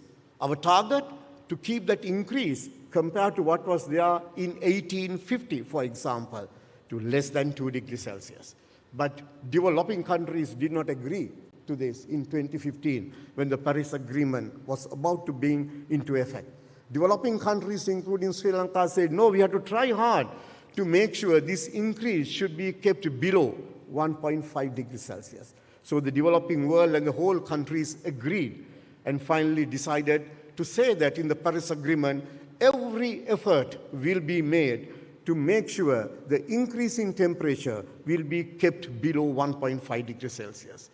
2024, our dreams shattered. That was the very first time in the history of the world the temperature went beyond 1.5 degrees Celsius, as you see. The highest temperature that we experienced was in 2023 before 2024. This does not mean, colleagues, that we are failing in our exercise, because the Paris Agreement says the average temperature of 100 years in the 21st century should be kept below 2 degrees Celsius. So we still have time, still have 75 years to correct course, and to make sure we'll be back on track, and to make sure the Earth will be made livable for the future generations as well. And that's our effort. Our effort is not to stop climate change happening. Our effort is to reduce the rate at which climate change is happening to the best possible extent. You cannot make it zero. When we breathe out air, it's carbon dioxide. When the plants breathe out air, it's carbon dioxide. Every time a ruminant regurgitates, it's methane.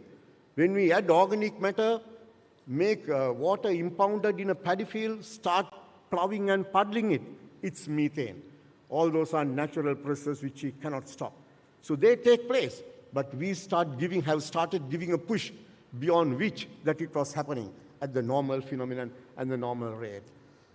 Look at the second highest was in 2023, and the third highest temperature warming was in 2016. But strikingly, please do keep in mind, the 10 hottest years ever recorded has been recorded within the 25 years that we have already completed in the 21st century. So climate change is real. There are no ifs, no buts, it's happening. So let's try to see how to minimize the rate and also to see how best we get adapted to the system so that we will also live in a changing scenario. And that's our target. That's where technology becomes important. That's where agriculture becomes important because it looks after our food security, though it's not the only thing with respect to food security. So let's try to see how we are going to achieve these targets. Technology is the key, as I told you.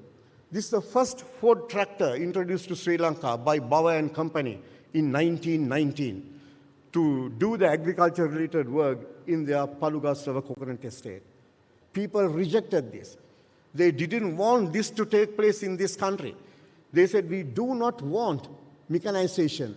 We do not want machinery in agriculture because there is enough labor, human labor, to look after the interests. The first Ford tractor that was brought into Sri Lanka 106 years ago went out of the scene, thanks to our people, not because of the private sector, not because of the British government that was there. They wanted this technology to be in, but people said no. Then came 1952.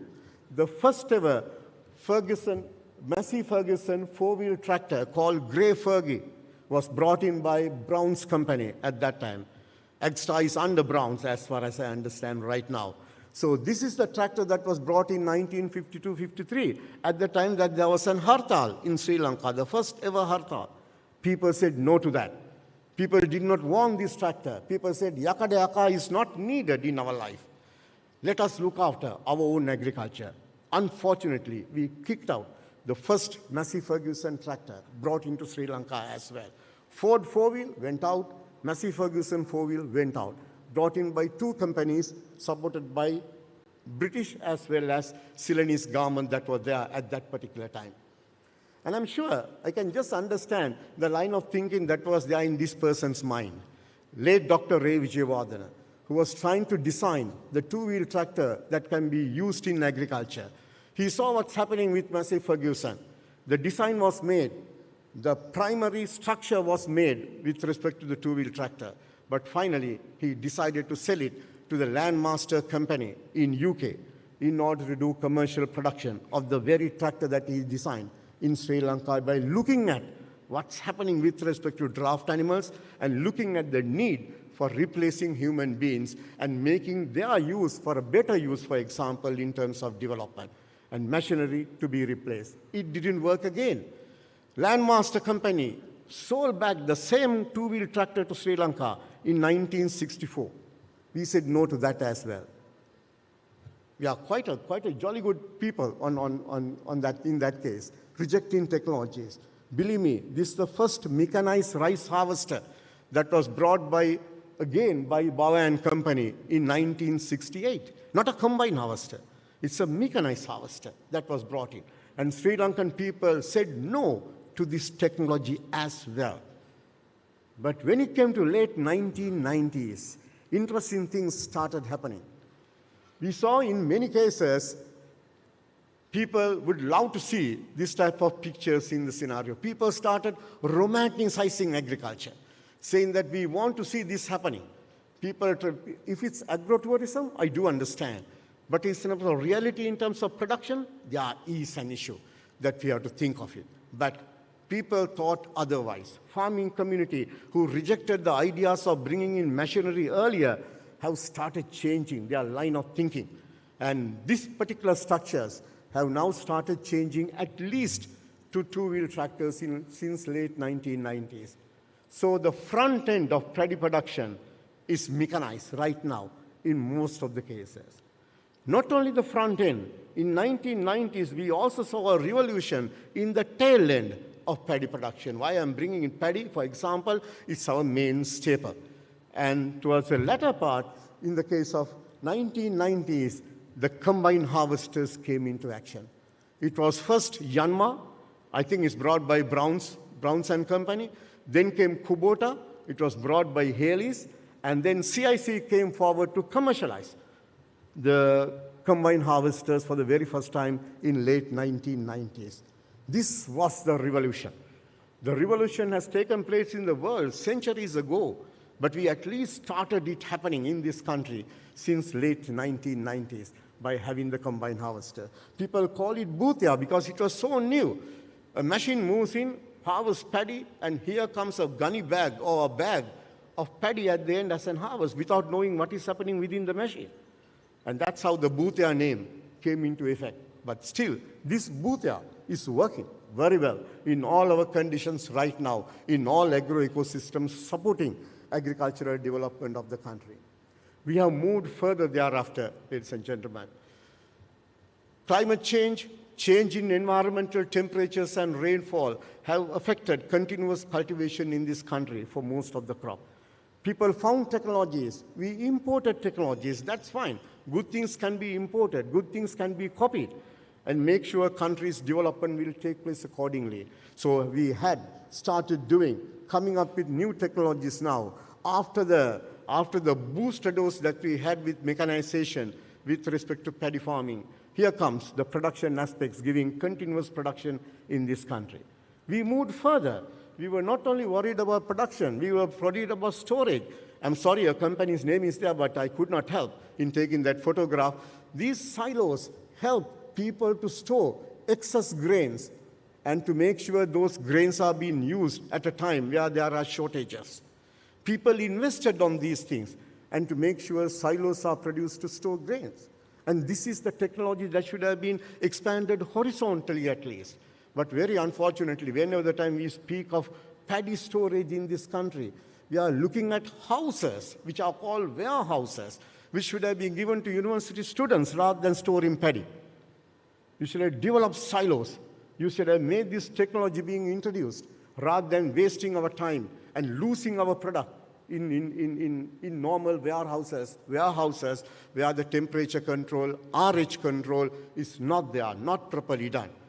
So these are the technologies that we require for future. It's not to say every house to have a silo. It's a commercial operation that we need these silos in terms of storage, storing material in it. A few years ago, whenever the time a drone was taken into an agriculture field, this is what was seen.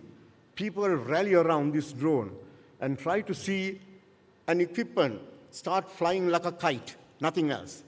People rallying around to see what it is and what the job that is going to do into our agriculture. And that simple start have made sure we have a company now in Sri Lanka that has the highest drone fleet in South Asia. One single company having the highest drone fleet in South Asia. That's Kenilworth International. You have this drone fleet, all the latest drones that are there being used in agriculture effectively for a fee. People are asking for this technology. And when you try to go ahead and do spraying using drones, this is something that definitely adds value to our efforts in climate action. Professor Jasinger, when you use this technology, usually in the normal recommendations, we say for 1 acre of paddy, let me use the acre rather than using SI units. 1 acre of paddy, if you are trying to spray using a 16-liter knapsack sprayer, you have to at least apply 10 16-liter knapsack sprayers per acre. That means 160 liters of water. This machine do the job with 20 liters of water.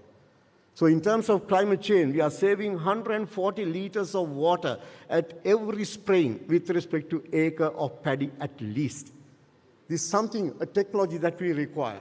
We have now done a lot of research, recommendations are in, and Department of Agriculture is now into the move of releasing the second upgraded guidelines for the drone use in agriculture. That's a good thing that has happened. Remember what I mentioned about combine harvesters? Still at the time that I'm speaking to you now, there is no recommendation to use combine harvesters in any crop production system. We still do not know at what speed a combine harvester should move. What is the best harvesting stage of a given paddy variety for a combine harvester to be used? And the loss that it takes place because of the jerk the combine harvester creates in paddy. We need that information, and Agriculture Department right now into it, even at a later stage, to see how best we can give that information to the private sector so that they can definitely start using it effectively in the future. Now, this is about pesticide spraying. Fertilizer spraying, if it's foliar, take place in the same manner. Recommendations are there. We are now moved on to a situation. to broadcast seed paddy using the same drone with a different setting. Last year, Professor Abhikrama, you must be knowing that 64 agrarian service centers employed trained drone pilots to provide drone services for farming community in this country. It's going to be expanded because people are demanding, asking for it. Now comes paddy broadcasting. Uniformity in paddy broadcasting has been maintained now with drones. So we are trying to use this technology with the assistance of Department of Agriculture. They are the people who should carry forward it. And the Sri Lanka Institute of Agriculture is supporting the Department of Agriculture in conducting research and also in farmer training to make sure drone will move forward, not just flying it and dropping something, but doing it scientifically, making sure the broadcasting take place uniformly with proper calibration, make sure pesticide spraying take place uniformly at the given rate with proper calibration. That's what we require to minimize the damages on ground. And the technology is there, technology is being used effectively. Coir dust. Not a technology from Sri Lanka, imported technology from USA. Coir dust is ours, and we have made this structure right now. We are not using it, but Maldives started growing crops on the seawater using the structures that we have produced, developed in this country. Now, don't try to propose we have to do this in country right now. We have enough things to do before start reaching this particular point. But the technologies are there, and there are enough opportunities for people to come and upgrade it vertically in the future so that the production and productivity aspects can take place effectively. So the point is that the technology is there, the base material for technology is also there, and we have been combining both together to make sure technology being exported to other countries as well, based on our own products. That's an important point, and that will be the future for most of the agri-technologies right now. Colleagues, I just thought of showing this photograph to you.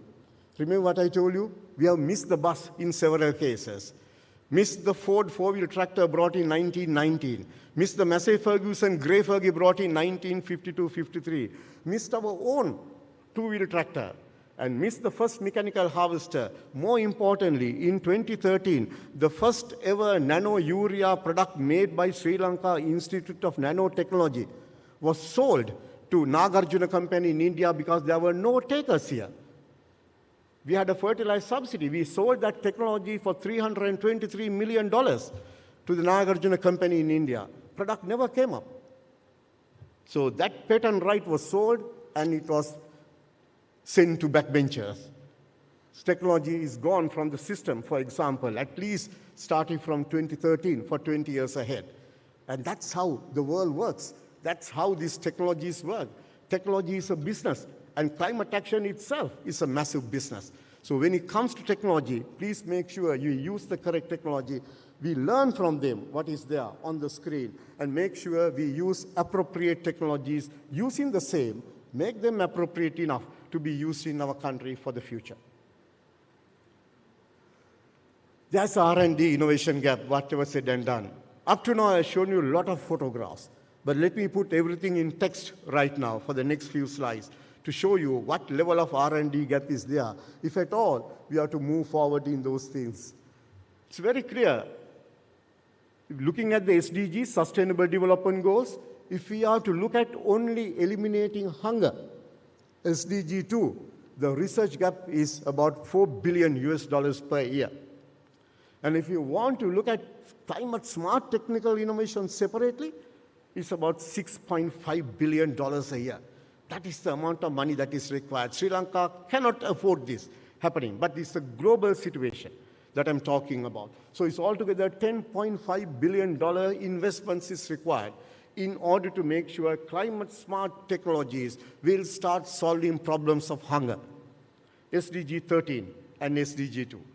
That's where things are moving towards. Look at how IFPRI pointed out, saying that it's about $15.2 billion that we require as an annual investment gap, not only R&D gap, annual investment gap, to make sure agri-food innovation is carried out in the whole world. Massive task, isn't it? Massive amount of money that is required. But It's not to create a fear among people's mind. We can do our piece of work. Not to look at these figures, but we have to understand what is happening at the global scale. But still, it's important for us to see how countries moving ahead towards these lines. From 2010 to 2019, this is how China has invested, India, Brazil, and rest of the global south has invested with respect to annual funding for climate-smart agriculture. Sri Lanka also made an innovation. In 2025 July, we have submitted the final document of climate-smart agriculture investment plan until 2030. We have done that. Our scientists have worked towards it. After spending lots of time, many stakeholder consultations went into effect, and the FAO came in to help. And we say there are 8 investment packages that we are proposing, Sri Lanka is proposing, at a cost of $1.018 billion up to 2030. More importantly, rice alone, to have a climate-resilient paddy production alone, we need about $165 million. If you go ahead with climate-resilient plantation and export crops, we need $242 million. Not to be raised from our own funds. Look for other funding sources. That's the important point. Access them, explore them. That is what we are pushing. That is why what we are doing right now to make sure the prospective investors push towards this end to access money from the international arena, because the documentation has been done. So make use of it right now. So in order to make sure we achieve these targets. This is an interesting database that I'm going to bring to you at this stage. A figure to show you how the estimated annual innovation of funding in billion US dollars was there from 2010 to 2019 in the global scenario, to show you how investments have taken place. Look at the areas that people have touched upon. Agriculture marketplaces has the highest investment, $796 billion globally. Seed development, farmer engagement, AI analytics-based algorithms, agri-input, irrigation systems. India has spent $49 billion only on irrigation systems for the past 10 years. Waste management, fertilizers and manure. Cindy Gunawardhan, you were focusing on that.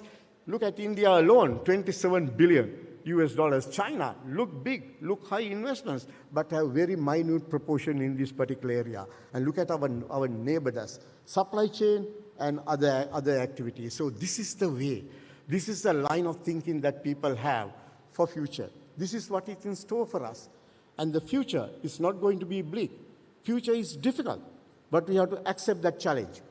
It's not easy, it's not a rosy path, but let's accept this challenge and make sure, while understanding there is recovery underway. Sri Lankan economy, for example, we are stabilized, we'll recover soon. So stabilization, recovery, and growth, those are the 3 phases that we have to come forward to make sure countries' development take place. So let's have that hope and make sure go for mature, scalable, and proven technology, not immature, not research or technologies that require a little bit of additional work to commercialize, not those technologies. Technologies that can be readily used. That's what we require. That's what we need from people, especially from younger generation is coming, younger generation. Then there are large financial gaps. This will continue to remain. This will continue to remain. We have to look for it. We have to accept that fact and move forward. Try to access funding from other sources. There are strategic finance models. Very recently, the Treasury developed the first ever climate financing strategy for Sri Lanka. And all State Department's officers, if you are here, every time when you propose a budget line to 2025, 2026 budget, next year's budget, you have to say that proposal, is it looking at climate adaptation? Is it looking at climate mitigation? Or is it looking at climate-induced loss and damage? So climate tagging has already started in Sri Lanka, something that we were asking for every time continuously. From this year, it has started, a good move by the Ministry of Finance and the Treasury, and there are market growth prospects. There are strongest in the global market about vertical farming, and more importantly, elsewhere in precision technologies. Colleagues, to wind up, 2 more slides to go. Remember what I told you at the beginning? We are late adopters. Our farming community took such a long period of time to change their mindset to go into machinery, to use modernized agricultural techniques, precise agricultural techniques to improve productivity. If I ask you to draw, without showing this photograph, a farmer in Sri Lanka, you will definitely draw something similar to what you see. Because without the Amude, we don't have a farmer in this country. If you ask a small kid to draw a farmer, without Amude, there's no farmer. Nobody thought a farmer should look like this. I borrowed these photographs from CIC agribusinesses. Nobody wanted to see a farmer like this. This guy is not a farmer, for example, for many people. And more importantly, people also romanticize agriculture and wanted to see this happening everywhere in this country, for people to come and see. Good, people can come and see. But the important point is to make sure agriculture prosper. So I once again borrowed a photograph from CIC agribusinesses. Same thing, how about like this? Change in line of thinking. So the way forward is not by dressing like this, but change in line of thinking to make sure changes are made for a cause. And that's the important part. Professor Guttila, thank you very much for calling me in. Technology is there. Technological development is in store for us. Capacity building, finances, and technologies together will work out our future. We'll work a better future, not only for you and me, but for our future generations as well under a changing climate. Thank you very much.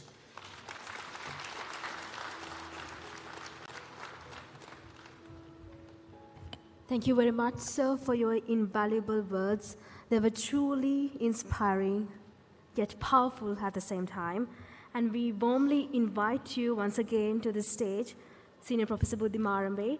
We warmly invite you to the stage as we present the small token of appreciation for the invaluable perspective you've brought towards the ISAE 2025. To kindly present this token of appreciation, please welcome Dr. Avanti Mahanama, the coordinator of the ISAE 2025.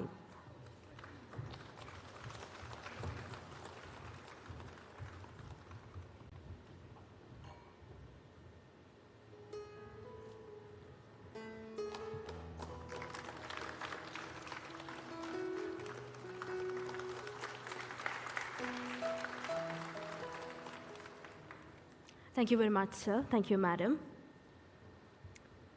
Ladies and gentlemen, please get ready for one of the most exciting highlights of today's proceedings, the official launch of the E-proceedings of the ISAE 2025. This marks a milestone in sharing knowledge and innovation.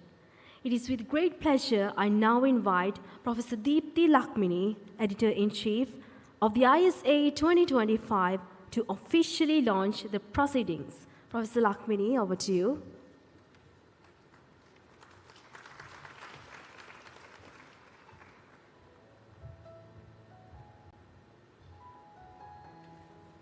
Okay, good morning, everyone. Distinguished guests, colleagues, and all participants of the ISAE 2025. I am honored to be here as the Editor-in-Chief of the Proceedings of ISAE 2025. Over the years, as we all know, that ISAE 2025 has served as an important platform for academics, research, policymakers, and also industry professionals to share their ideas and also collaborate in agriculture and environmental sciences. So, one of the key outcomes of any symposium is the knowledge that we share and also preserve for the future. So the E-proceedings of ISAE 2025 document the wide range of research presented here today and also make it accessible to a larger audience around the world. So this digital publication shows our dedication to advancing science, promoting innovations, and ensuring sustainability in agriculture and environment. So at this moment, I sincerely appreciate the editorial team, reviewers, technical staff, and all contributors of their hard work in bringing this volume together. Above all, I thank the authors whose research enriches this symposium.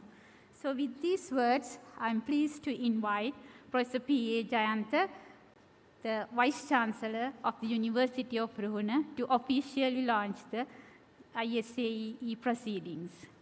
And also, I invite Dr. Anushka Bandara to facilitate him.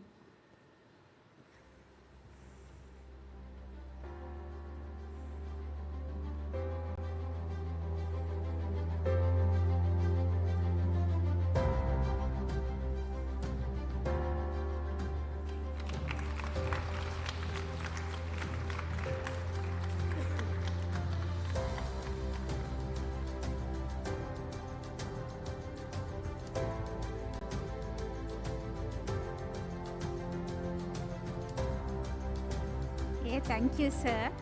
Thank you, Dr. Anushka. So at the same time, I encourage all of you to explore, engage, and be inspired the knowledge within. Thank you.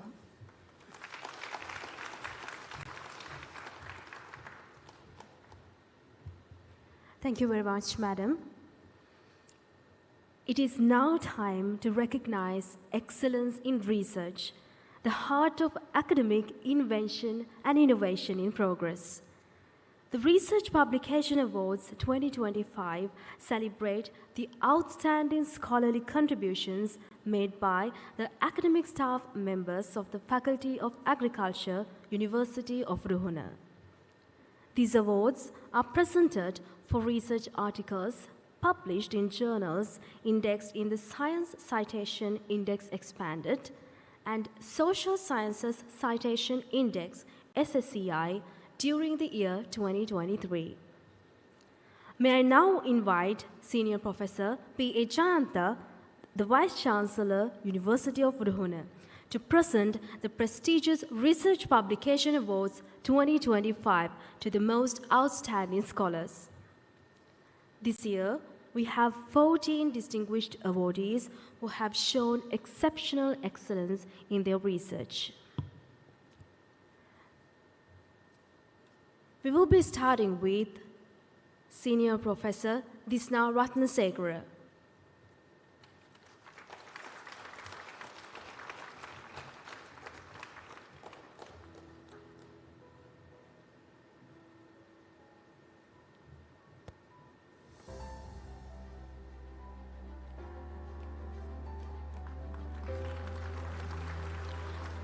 Followed by Professor A.L. Ranamaka,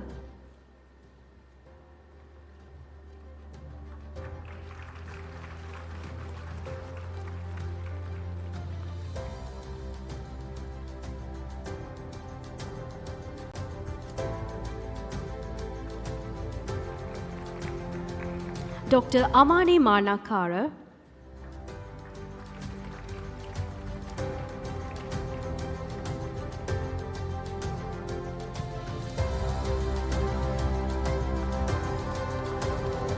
Dr. Chandima Gajavira,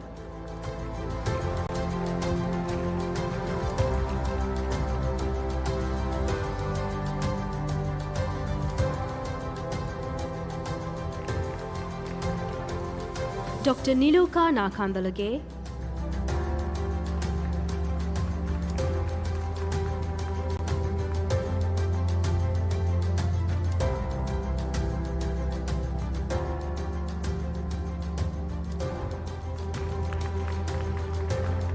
Dr. J. Sumali N. Fernando,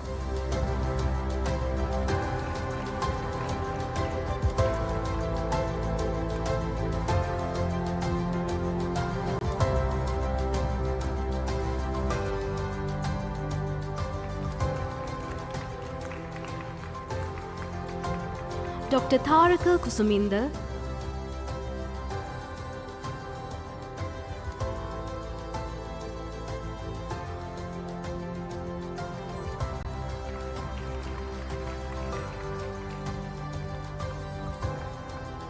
Dr. H.A.P.A. Shamali,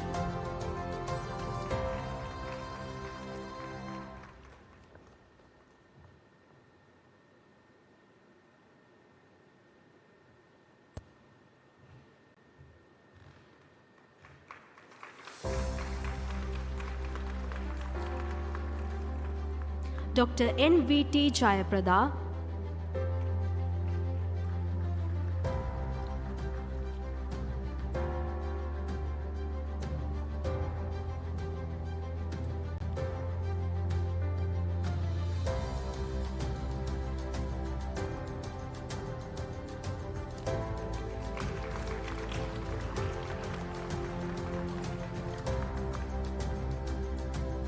Thank you very much, sir.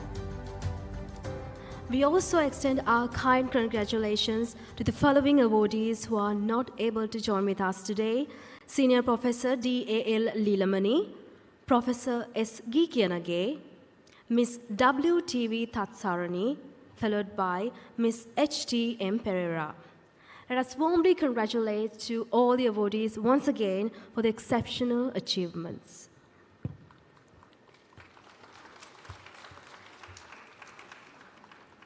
An event of this significance would not be possible without the generous support of our collaborators and sponsors. Their invaluable contributions have been instrumental in making today's ceremony a reality. It is now my honor to invite Senior Professor Vasantha Kumara, the Vice Chairman, University Grants Commission of Sri Lanka, to present the tokens of appreciation to our valued collaborator and sponsors in recognition of their exceptional contribution towards the ISAE 2025. We kindly invite one representative representing the collaborator and the sponsors of the ISAE 2025. May I have the pleasure of inviting the collaborator of the ISAE 2025, the Food and Agriculture Organization.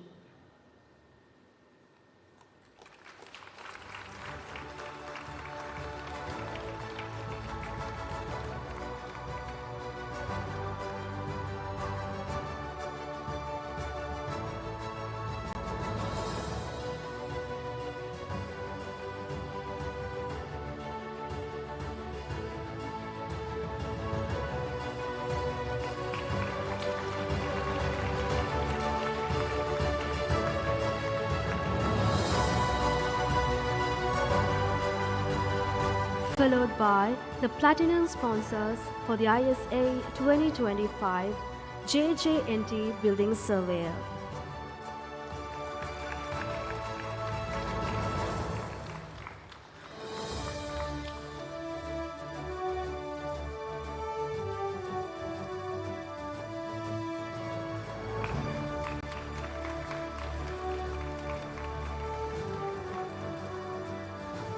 Followed by the other platinum sponsor for the ISAE 2025, CIC Agri-Cluster.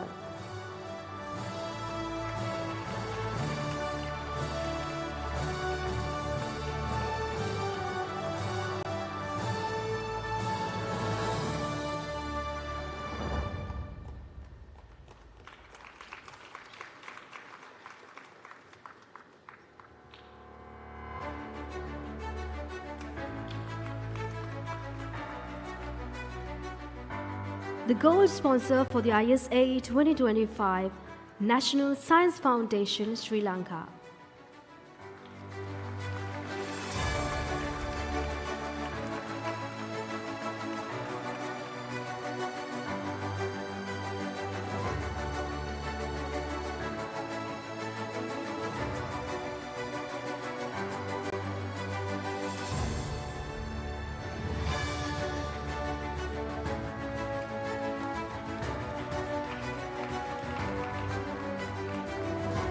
The silver sponsors for the ISAE 2025, NR Agribusiness Private Limited.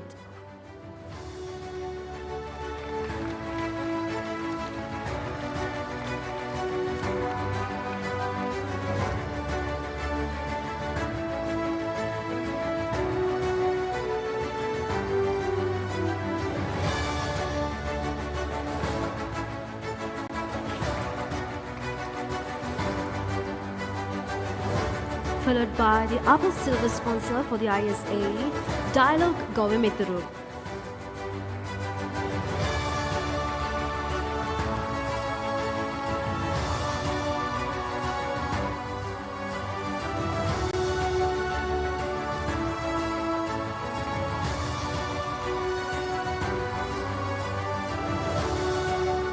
The standard sponsors for the ISAE 2025 Sadaharita Group of Companies,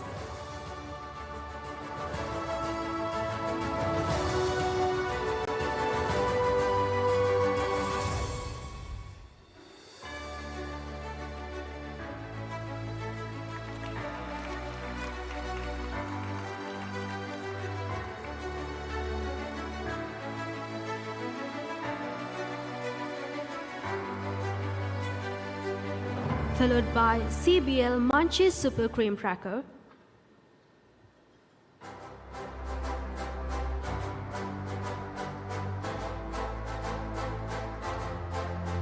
followed by John Piper International Private Limited,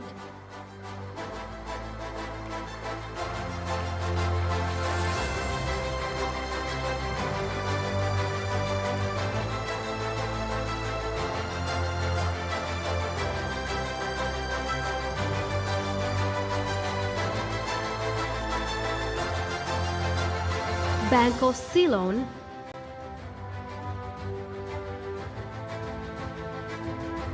followed by Chaplan Holdings Private Limited,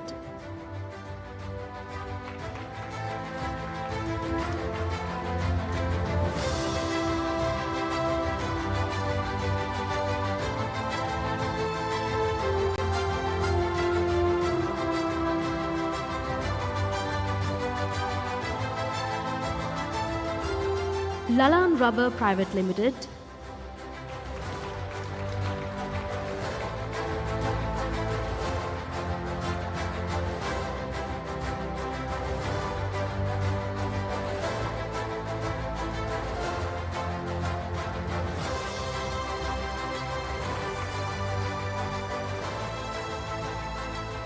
Commercial Bank,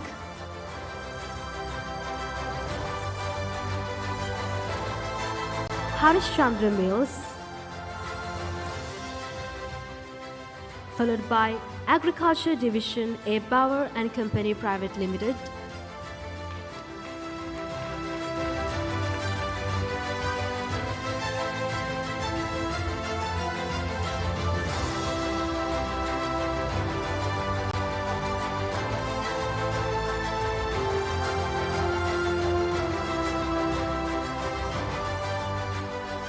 Hemsons International Private Limited,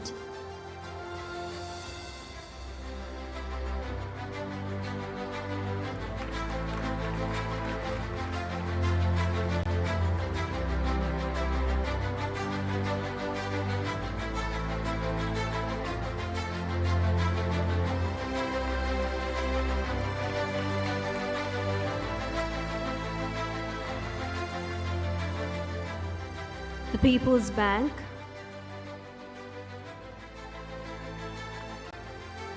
followed by Dual Chelate Fertilizer, followed by Badhuasam Family Trust. Also, we kindly invite the official event management company representing the official event management company TKM Events to receive the token of appreciation.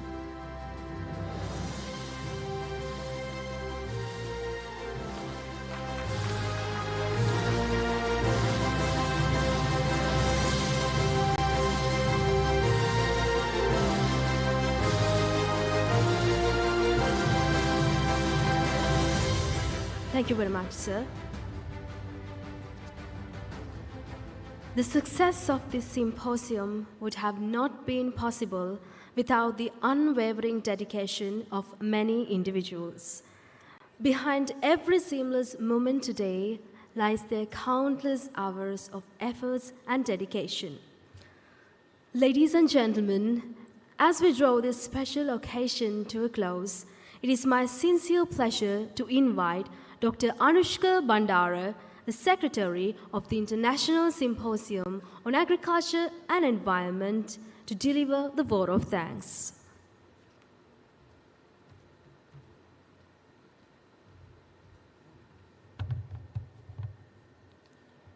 Good morning, ladies and gentlemen. It's both a profound honor and a privilege to stand before you today and deliver the vote of thanks on behalf of of the organizing committee of the 15th International Symposium on Agriculture and Environment 2025, organized by the Faculty of Agriculture, University of Ruhuna. The symposium is a flagship academic event of our faculty, and its success would not have been possible without the collective contributions of many distinguished individuals, institutions, industries, and partners, both local and international. First and foremost, I wish to extend our deepest and most heartfelt gratitudes to our chief guest, Honorable Prime Minister, Dr. Harini Amarasuriya. Madam, your presence here today is not only ceremonial, but also a powerful symbol of our unwavering commitment to higher education, agriculture, rural empowerment, and sustainability. Your leadership reminds us that agriculture is more than an economic sector. It is the backbone of our society, our livelihoods, and our resilience in the face of climate change. But gracing this symposium, you have brought immense prestige, significance, and inspiration to ISAE 2025. Our sincere appreciation also goes to our guest of honor, Mr. Indika Gunawardena, Deputy Chairman of Agstar PLC. Sir, your presence reflects the vital role of industry in shaping the future of agriculture. The private sector not only provides resources and innovations, but also vision, networks, and market opportunities, enabling academic research to translate into practice. We deeply value Agstar's leadership as an exemplary model of how industry partnerships can drive sustainable and inclusive agricultural growth. I am equally privileged to extend our gratitude to our distinguished keynote speaker, Senior Professor Buddhi Marabe of the University of Peradeniya. Professor, your keynote address was thought-provoking and fundamental to the dialogue of this symposium. It reflected decades of scholarship, vision, and leadership, and it has set the intellectual tone for ISAE 2025. Your insight will continue to inspire researchers, policymakers, and practitioners alike. We owe our sincere thanks to Senior Professor P. A. Jayantha, Vice-chancellor of the University of Ruhuna, for his continuous engagement and guidance. Sir, your leadership has elevated the University of Ruhuna as a center of excellence in higher education, and your support have been invaluable in making this symposium a reality. In the same spirit, we extend our deepest gratitude to Senior Professor G.Y. Jayasinghe, Dean of the Faculty of Agriculture, whose vision, commitment, and tireless dedication have been instrumental in the success of ISAE 2025. Your leadership within the faculty has inspired both staff and students to rise to this occasion with pride. I also wish to acknowledge with respect the deans of all faculties of University of Ruhuna who are present with us today. Your solidarity reflects the strength of our academic community and the interdisciplinary spirit need to face the grand challenges of our time. Our appreciation also extends to the Registrar, Bursa, Senior Assistant Bursa, and the Assistant Registrar of Faculty of Agriculture, whose administrative guidance have been invaluable. Though their contributions often take place behind the scenes, they form the backbone of this institution's success. We also thank the Director of ICT, Director of Sintan, Director of CQA, and whose support have ensured that the technological and research needs of this symposium were seamlessly met. We are equally grateful to our national institutions, to the Vice Chairman of the University Grant Commission, the Director General of Department of Agriculture, the Director General of National Science Foundation, the Chairperson and CEO of National Research Council, Chairperson of Sri Lanka Council for Agriculture Research Policy, and the Chairperson of National Science and Technological Commission. We extend our warmest thanks for your efforts in fostering a culture of research, innovations, and national development. The symposium have been further enriched by strong international collaboration. We are especially grateful to the Food and Agriculture Organization of the United Nations, Mr. Vimalendra Sharan, FOA representative for Sri Lanka and the Maldives, Mr. Nalin Munusinghe, assistant FOA representative, Ms. Camelia Adriana, and the Circular team, our partners from the European Union, and our academic collaborators from Thailand, Japan, the Philippines, Sweden, Estonia, Lithuania, and other EU member states. Your knowledge, presence, and network reminds us that agriculture research and sustainability are global imperatives, and only through such partnerships can we address the pressing challenges of food security, climate resilience, and sustainable development. We also warmly acknowledge the contribution of our alumni worldwide, whose continued engagement strengthens the global presence of our faculty. We extend our heartfelt thanks to our industry partners and sponsors, whose generosity has been vital to success of ISAE 2025. Our platinum sponsors, Mr. Janaka Gamage, CEO, and the team of JJNT Building Surveyors, Melbourne, Australia. Mr. Varuna Madhavanarajji, Managing Director, Agri-Cluster, and the team of CIC Holdings PLC and Unipower have not only provided financial support, but also placed their trust in the mission of this symposium. We are also grateful to our gold sponsor, the National Science Foundation of Sri Lanka, for their steadfast support in fostering innovation, and to our silver sponsors, NR Agribusiness and Dialogue Axiata PLC, for their generous contributions. Finally, we acknowledge our standard sponsors, distinguished individuals, and well-wishers whose support, though less visible, has been invaluable. Collectively, these contributions symbolize the strong bond between academia, industry, and society. Our academic community has been the intellectual force behind this symposium. To our plenary speakers, session chairs, conveners, evaluators, presenters, and authors. Your expertise and research have given ISAE 2025 a substance and value. Without your contributions, our deliberation would not have been possible. Behind every success event lies a dedicated team. I extend my heartfelt appreciation to the ISAE 2025 coordinator for her vision and relentless efforts, to the internal organizing committees, chairpersons, faculty members, students, and non-academic staff for their tireless commitment, and to our professional partners, TCOM Events and Gold Pace Hotel, for their seamless logistical support. Finally, I turn to our students, the future custodians of agriculture. Your active participation, especially in Young Graduate Forum and 3MIT initiatives, has been truly inspiring. Young energy, creativity, and vision embodies a new generation of thinkers and doers who will carry forward the mission of climate-smart agriculture and sustainability. As we close today's inaugural session, let us not only celebrate what has been achieved, but also commit ourselves to carry forward the knowledge, collaboration, and networks forged here. The theme of ISAE 2025, Driving Innovations in Agriculture Technologies for Climate Action and Sustainability, is not merely a topic of discussion, but a collective call to action. On behalf of the organizing committee, I extend my deepest gratitude to all of distinguished dignitaries, global partners, industry leaders, academics, researchers, alumni, sponsors, organizers, and students for your invaluable contributions to ISAE 2025. We look ahead to the technical session and scientific discussions of today. I wish all participants the very best. May this deliberation inspire innovations, strengthen collaboration, and generate solutions that extend far beyond these walls. On behalf of the organizing committee, I thank you once again for your presence and support. Let us carry this spirit of unity and innovation forward until we meet again at ISAE 2026. Thank you very much.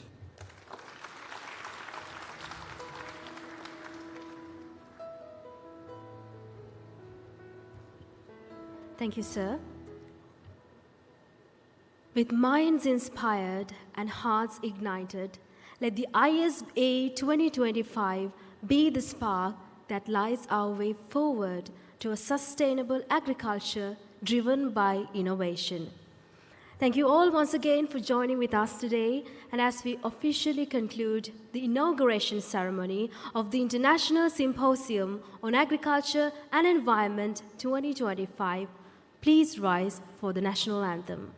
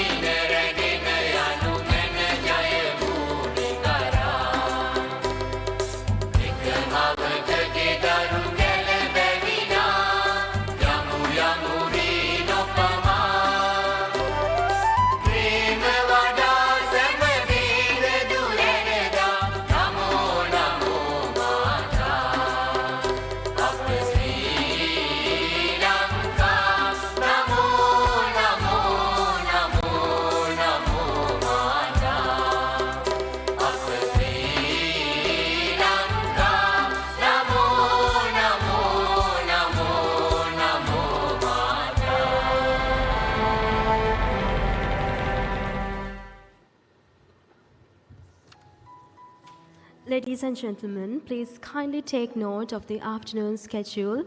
The lunch will be served from 12 noon to 1 p.m. Following that, the scientific sessions will continue with slot 1 starting from 1 p.m. to 3 p.m. Followed by slot 2 will proceed from 3 p.m. to 5 p.m. Also, for those who are unable to get registered for the ISAE 2025 and those who are unable to get registered for the networking session in the evening, they can now get registered at the main registration desk. Thank you.